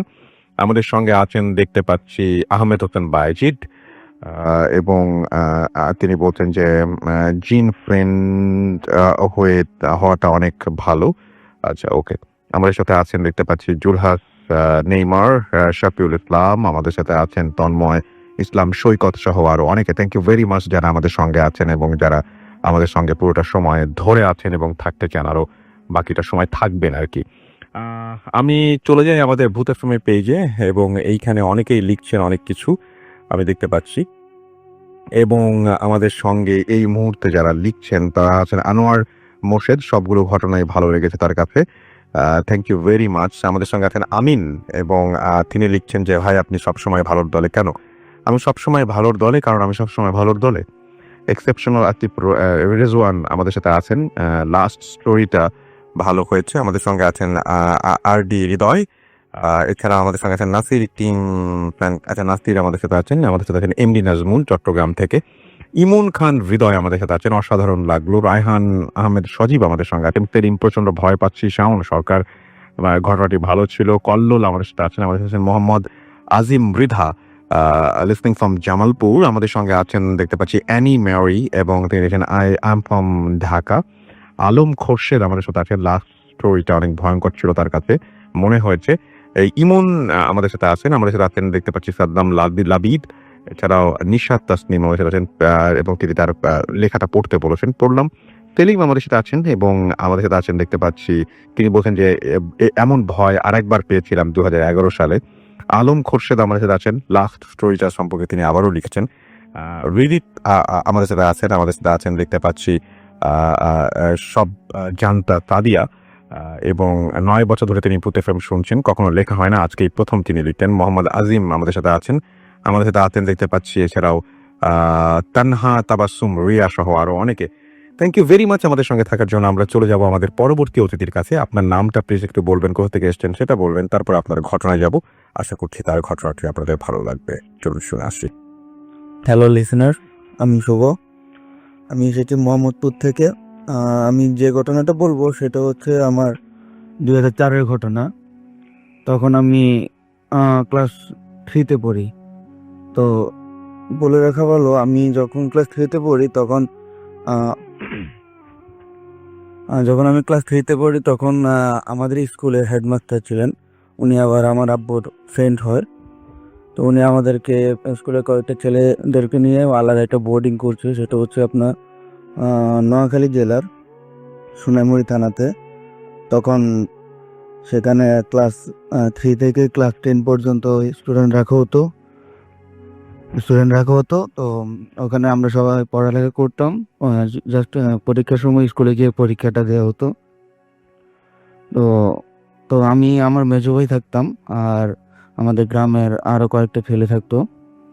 তো এক একজন এক এক ক্লাসের। তো আমাদের ক্লাস থ্রিতে আমরা 3টা স্টুডেন্ট ছিলাম। আমার মেজো ভাই তখন পড়তো ক্লাস 7-এ। তো ওরা অনেকেই ছিল। ও সবাই ভালোই চলছে, অনেক দিন খেলাধুলা পড়ালেখা সব একসাথেই থাকতো আমাদের। আম, তো 3-4 মাস যাওয়ার পরে আমার মেজো ভাইরা ওনারা 6-7 জন ছিল একসাথে। তো ওনারা ওই দিন একদিন রাতে ভাবছে যে ওরা আড্ডা দিবে, ঘুমাবে না। তো তখন আমাদের আপনার 10টা 11টার মধ্যে আমাদের 10টার মধ্যে আমরা রাতের খাবার খেয়ে ফেলতাম। তারপরে আধা ঘন্টা বা এর পরে আমরা ঘুমিয়ে যেতাম। তখন আমার মেজো ভাইরা ওরা ওই দিন আর ঘুমায় নাই, ওরা বসে বসে আড্ডা দিচ্ছে। তো হঠাৎ করে আমাদের বাসাটা হচ্ছে একতলা বিল্ডিং, আর সেটা হচ্ছে আপনার রাস্তার পাশেই। তো গাড়ি যাওয়া আসা করে ওই রাস্তা দিয়ে। তো হঠাৎ ওনারা একটা পায়ের শব্দ পেল। জি। তো পায়ের শব্দটা পাওয়ার পরে তারা এতটা কিছু মনে করে নাই, যে ভাবতো হয়তো যে কেউ এখানে আসা যাওয়া করছে। তো তারপর আপনার ঠিক একটা হবে, একটার পরে ওরা একটু নুপুরে আওয়াজ পাচ্ছে, যে একটা নাচানাচি করছে বা এই টাইপের কিছু একটা। তো ওনারা ওই দিন এটা তেমন একটা মাথায় নেয় নাই, ভাবতো হয়তো কোনো কেউ বা ফকি টকি থাকে, ওরা আবার বাঁশের লাঠির মধ্যে আপনার নুপুর লাগায়, এগুলো নিয়ে করে। ঠিক তারপরের দিন আবার একটায় সেম নুপুরের আওয়াজটা, ওরা নুপুরের আওয়াজ পাচ্ছে আর কে হাঁটাহাঁটি করছে নুপুর পায়ে দিয়ে। তখন ওরা চিন্তা করলো যে কে এই ধরনের আওয়াজটা করছে, আমরা একটু দেখি। তো ওরা বের হলো, বের হওয়ার পরে আপনার তেমন একটা কাউকে পায় নাই, কিন্তু আস্তে আস্তে আস্তে আস্তে আপনার নুপুরের আওয়াজটা ওদের থেকে দূরে সরে যাচ্ছে। তারপরে ওরা কয়েকদিন এভাবেই চলছে। যাওয়ার পরে মাঝে মধ্যে বাসার ছাদে ওরা একটু বেড়ালে সাউন্ড পেতো। বেড়ালে যে ধরনের সাউন্ড, সেটা আসলে ওই মানে নর্মাল কোনো সাউন্ড না, একটু কান্নাকাটির সাউন্ড, যেটা খুবই ভয়ঙ্কর। তো ওরা এই ধরনের সাউন্ড শুনতো। তারপর আপনার বাসার ছাদের মধ্যে দৌড়াদৌড়ি, বিভিন্ন সাউন্ড আসতো। তারপর ওরা একদিন সবাই ডিসাইড করলো যে ওরা একসাথে কি হচ্ছে না হচ্ছে এগুলো দেখবে। তারপর ওরা আপনার একদিন রাতে সবাই মিলে বসে আছে যে আজকে যেভাবে হোক এরা বের করবে কাহিনীটা কি। এরপর সবাই মিলে রাস্তার মধ্যে গেল। সরি, যখন রাত 1টা কি 1:30 তখন আবার সে নুপুর আওয়াজটা, তখন সবাই বের হয়ে গেছে একদম রাস্তার মধ্যেই, যে আজকে দেখবে কি হচ্ছে এখানে। ওরা গেল। রাস্তা যাওয়ার পরে তারা একজন নোটিস করলো যে বাসার ছাদে সেই বিড়ালটা বা কুকুরের আওয়াজ আসতেছে, কিন্তু সাউন্ডগুলা নর্মাল না, একটু অন্য টাইপের সাউন্ড। সবাই আবার দৌড়ে বাসার ছাদে গেল। বাসার ছাদে যাওয়ার পরে দেখে যে বিভিন্ন জায়গায় আপনার মাছের কাঁটা, তারপরে এই হাঁস মুরগি, আমরা যে খাবার দাবার করতাম ওইগুলা, মাছের কাঁটাগুলা বা মুরগির হাড্ডিগুলো আমরা ফেলে দিতাম, ওইগুলা ছাদের উপরে এক একটা জায়গায় মানে ছড়াই ফিরে রাখছো ওগুলা। তো এইভাবে ঘটতেছে। তখন ওরা ভয়ে স্যারকে বলেন যে আসলে স্যার বিশ্বাস করবে নাকি ওখানে, আর বললে ওরা বিশ্বাস করবে না, আবার ওটা হাসাহাসি করবে এগুলো নিয়ে। তো আমার একটা কাকা ছিল, উনি কতক্ষণ ক্লাস 10-এ পড়তো, উনি আমাকে খুবই আদর করতো। তো আমি একদিন রাত 1:30 বাজে, 1:30 কি 2টা, আমি ওয়াশরুমে যাই। ওয়াশরুমে গিয়ে আমি হঠাৎ করে একটু নোটিস করলাম যে বাসার ছাদে সেই বিড়ালের আওয়াজটা বা বাসার ছাদে কেউ লাফালাফি করতেছে, এই ধরনের একটা সাউন্ড। তখন আমি ছোট ছিলাম, এই জন্য ভয়ে আমি দৌড় দিয়ে কাকার কাছে গেলাম। কাকার কাছে যাওয়ার পর আমি কাকাকে বললাম যে আমি বিড়ালের সাউন্ড শুনছি, কিন্তু আমার কাছে খুব ভয় লাগছে। তখন কাকা বললো আচ্ছা ঠিক আছে আমি দেখতেছি। তখন ওনার আবার খুব সাহস ছিল। আমি কাকাকে বললাম কাকা আপনি একটু কাজ করেন, আপনি সিঙ্গেলে গিয়ে একটু দেখেন তো ছাদে কি হচ্ছে। তো কাকা ছাদে গেল। ছাদে যাওয়ার পরে উনি যখন দরজাটা খুললো ছাদের, কান্নাটা এক একবার এক এক জায়গায় থেকে যাচ্ছে, মানে ওনার সামনে আর আসছে না। উনি বারবার এই যে দিক থেকে কান্নার আওয়াজটা আসছে ওই দিকে যাচ্ছে, কিন্তু কাউকে পাচ্ছে না। তখন উনি একটু খেয়াল করলো যে ওনার মানে গাটা একটু কেমন ভার হয়ে গেছে, মানে পরিবেশটা একটু অন্য ধরনের হয়ে গেছে ওনার কাছে। তো মানে অনেক কথা বলবে বা উনি হাত পা নাড়াচাড়া করবে এই ধরনের কোনো অবস্থা উনি ছিল না। এরপর কিছুক্ষণ পরে উনি নেমে গেছে, নেমে যাওয়ার পরে এর পরের দিনে ওনার খুব জ্বর হয়ে গেছে। তো এখন সবাই মিলে ইয়ে করছে যে আমরা কি করব। তখন সব কাহিনী স্যারকে বললো, কিন্তু কই আমার যে আঙ্কেল যিনি মেইন ওটার, ওনাকে এখনো বলা হয়নি। আমাদের পড়ানোর জন্য 3-4 জন স্যার ছিল, তো ওনাদেরকে বলা হয়েছে যে আসলে ঘটনাটা কি। ওনারা ফার্স্টে শুনে হাসাহাসি করতেছে যে এইসব এটা কোনো কাহিনী নাকি, এসব হয় না, ভূত বলতে কিছু না। আমরা আসলে ওইভাবে বলি না যে এটা ভূতের কিছু। তো স্যার বলে আচ্ছা ঠিক আছে আমরা দেখি কি করা যায়। তখন আপনার আমার মেজো ভাইরা কাকারা ওরা মিলে, আর একজন কাকা আছে ওনার আবার 2 ভাই একসাথে থাকতো। একজন তো জ্বরে অবস্থা খারাপ, ওনার বড় ভাই আরেকটা ছিল, উনিও একসাথে পড়তো ক্লাস 10-এ। তো ওনারা সবাই মিলে আপনার বাসার দরজার সামনে কেতলি গেট ছিল, কেতলি গেটের সামনে আপনার পার্টি ভিতরে ওরা ঘুমায় পড়ছে। তখন আমার মেজো ভাইয়ের আর আরেকটা ফ্রেন্ডের ওনার একসাথে প্রায় আপনার পায়ের হৃদয় আঙ্গুল টান দিচ্ছে। ওনারা তখন ভয় পেয়ে লাফ দিয়ে উঠছে যে এটা কি হলো। তখন একজন জিজ্ঞেস করছে যে কেউ শয়তানি করছে নাকি। তখন ওরা বললো যে না এটা শয়তানি না। এই নুপুরের আওয়াজটা সে কন্টিনিউয়াসলি চলতেছে প্রতিটা দিন প্রতিদিন রাতে 1টা কি 1:30টার পর থেকে এই নুপুরের আওয়াজটা।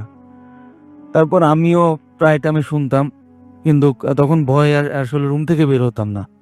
তা আমার মেজো ভাই ওরা ওদিন যখন ওদের বৃদ্ধাঙ্গুলে টান দিছে ওরা ভয় পেয়ে আর ইয়ে করে নেয়। তখন আঙ্কেলকে জানানো হয়েছে যে আঙ্কেল এই সমস্যা। তখন স্যাররা বলে দিই স্যার এই সমস্যা তো হচ্ছে এটা, এই ধরনের একটা সাউন্ড আমরা পাচ্ছি, বা বাসার ছাদে আপনার বিভিন্ন জায়গায় মাছের কাটা বা এই মুরগির হাড্ডি এগুলো পাওয়া যাচ্ছে, কিন্তু বিভিন্ন সাউন্ড আসতেছে। এরপর তারা সবাই মিলে ডিসাইড করলো যে আমরা তাহলে মিলাদ দিয়ে দিলে হয়তো এটা সমস্যাটার সমাধান হবে। এরপরে মিলাদ দেওয়ার পরও প্রায় টাইমে আপনার 1টা-1:30টার পরে সেই নুপুরের আওয়াজটা হওয়ার পরে আমরা তার 2-3 মাস পরে ওই বাসাটা ছেড়ে দিই। থ্যাংক ইউ, ধন্যবাদ আপনাকে। আমাদের আজকের মতো সময় শেষ এবং আমাদের আজকে বিদায় দিতে হবে। এবং এতক্ষণ পর্যন্ত যে ঘটনাগুলো শুনলেন সেই ঘটনাগুলো যদি এতটুকু আপনাদের আনন্দ দিতে পারে তাহলে আমরা খুশি হব। এবং আমি একটা জিনিস বলবো, সেটা হচ্ছে আপনারা আপনাদের ঘটনাগুলো লিখে পাঠান। আমাদের অ্যাড্রেসটা হচ্ছে bhutfm@radio40.fm, which is BHWTFM@radioFORTI.FM। আপনার নাম, ঠিকানা এবং ফোন নাম্বার সহ আপনার জীবনে ঘটে যাওয়া বা আপনার জানা সেরা ঘটনা লিখে পাঠিয়ে দিন আমাদের কাছে। ঘটনা শুরুতে অবশ্যই উল্লেখ করুন যে ঘটনাটা আপনি স্টুডিওতে এসে শেয়ার করতে চান, নাকি আপনি চান আপনার ঘটনা আমরা পড়ে শোনাই। যারা দেশের বাইরে রয়েছেন তারা সরাসরি অডিও ক্লিপ পাঠাতে পারেন বা লিখেও পাঠাতে পারেন ঘটনাটি। আজকের মতো এখানেই শেষ করছি, কথা হবে আবারও আগামী সপ্তাহে। সেই পর্যন্ত সবাই ভালো থাকবেন, সুস্থ থাকবেন, সুন্দর থাকবেন, মোস্ট ইম্পর্টেন্টলি ফুর্তি থাকবেন। টাটা।